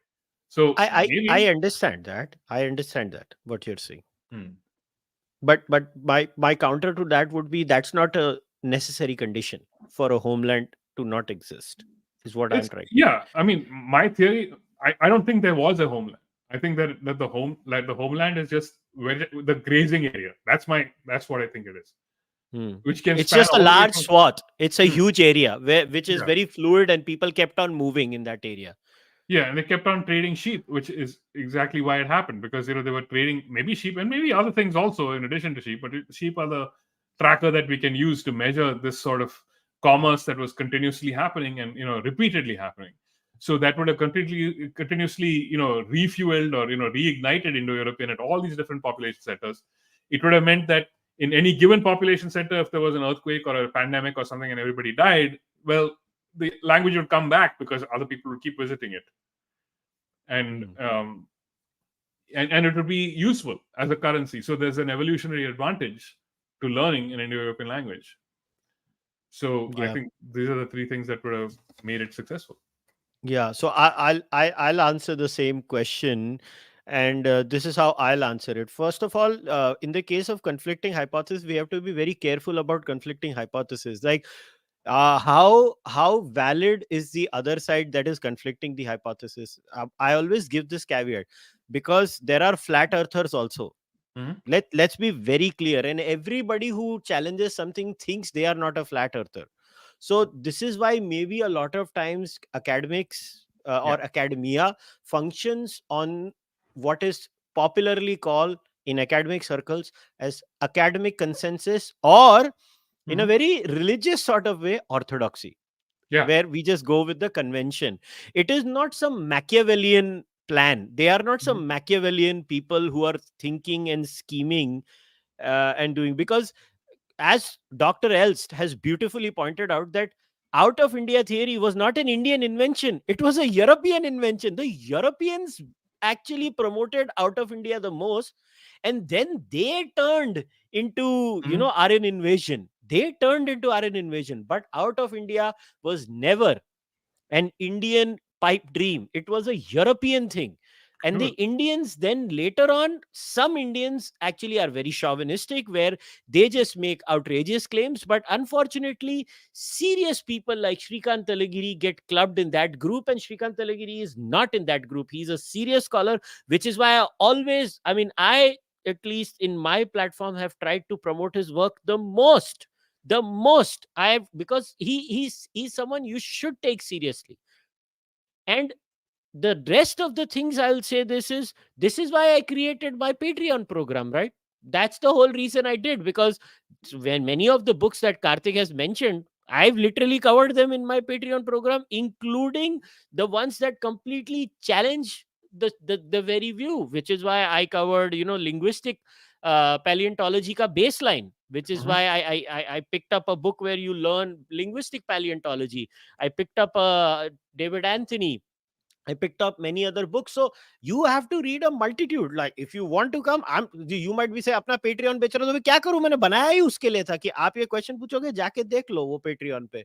It is a list of papers, it is a list of books, and I read through every page Mhm. literally. So it is like a audible version of that book, but not audible because वो थोड़ा book read किया जाता है, discuss किया जाता है, थोड़ा book read किया जाता है, discuss किया जाता है. That if you are interested in this subject, if you are not, you don't have to. But the whole aim of me doing this was so that there is one entire, gamut of work, because I knew BB Lal's books were going to die. Hmm. I knew that. That is why I read those books. Like the painstaking effort it took for me and poor Vrushal Yeah. who helped me in that process. I mean, Karthik knows everything that I have done for preserving those books. एक एक page की photo लेके मैंने internet पे किधर नहीं डाली. Before Hmm. Somebody says मैंने कोई पायरेट किया, मैंने किधर नहीं डाली. इनफैक्ट मैंने शेयर भी नहीं की किसी के साथ, मगर मैं सिर्फ स्लाइड्स दिखाता था ताकि देखो ये बुक लिखी हुई है, ये ड्राइंग्स हैं, ये Hmm. ये ये आर्कियोलॉजिकल माउंट्स हैं, यहाँ ये हो रहा है, यहाँ वो हो रहा है. it it took painstaking effort for me to singularly take photos of every single valid book paper of BB Lal. So that's why I did it, because I wanted to do this.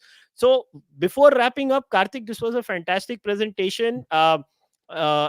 If people have any questions, I will email them. So club them all together and I will Yeah. email them all to you. ठीक है? Okay. Sure. I Yeah. will. वो best तरीका है, and that's the best way to deal with it. And thank you very much for coming. Sure. Anytime. All right. All right, guys, Right. we'll wrap today's discussion up. Now, I know there is an audio only version of this that is going to go up. I don't know how you guys are going to manage, but I don't know. Karthik, can we upload the presentation if you are okay with it? If you Yeah. are Yeah. not, Sure. we will. I can make a PDF. I guess I okay, can तो send मेरे you a को PDF. PDF भेज देना, मैं उसका hyperlink डाल के I will put it up. So people, you just like the last time Karthik had come on the podcast, he gave me the PDF of his presentation. It is all his work. Before somebody says, nothing to do with me, it is all his work, so all credit goes to Karthik. I will just share the link of his presentation in the description of the podcast. I will add it either tomorrow or day after, so you can download it, and even if you are an audio listener, you will benefit from it. You can watch the presentation as you hear Karthik speak, and the video people, well, you have what you have. Send your questions to me. If you want to email them in the comment section. You can leave them in the comment section. I'm sure comment section ka to even Karthik can pick up the questions. And this is why I designed this podcast, guys. I don't get excited when I speak to a politician. That's not my nature. I could care less between you and I get excited when I talk about things that matter to me, where we can do a deep dive like a nerd into a subject. This has been my passion, which is why when I tweeted, people were like, "अरे क्या तुम मोदी से बात कर रहे हो?" मैं excite भी नहीं हूँगा उसके लिए. मैं इतना क्लियरली बोल रहा हूँ, मैं ऐसी चीजों के लिए एक्साइट होता हूँ जिसमें science, history, something knowledgeable is involve. So and that's why I don't do ad reads also on this podcast, because I want this to be an intellectual endeavor which is run only by members who push this podcast, and I can do what I want to do. So if you can, please support the Cārvāka podcast by becoming a member on Patreon, YouTube, Fanmo, jidhar bhi ho. If you want to buy the merch, you can do that. And if you can't do any of that, the least you can do is like the video, comment kar dena, subscribe kar dena. If you're an audio listener, just leave a rating on the audio platform. I'll see you guys next time. Namaste. Take care. Bye.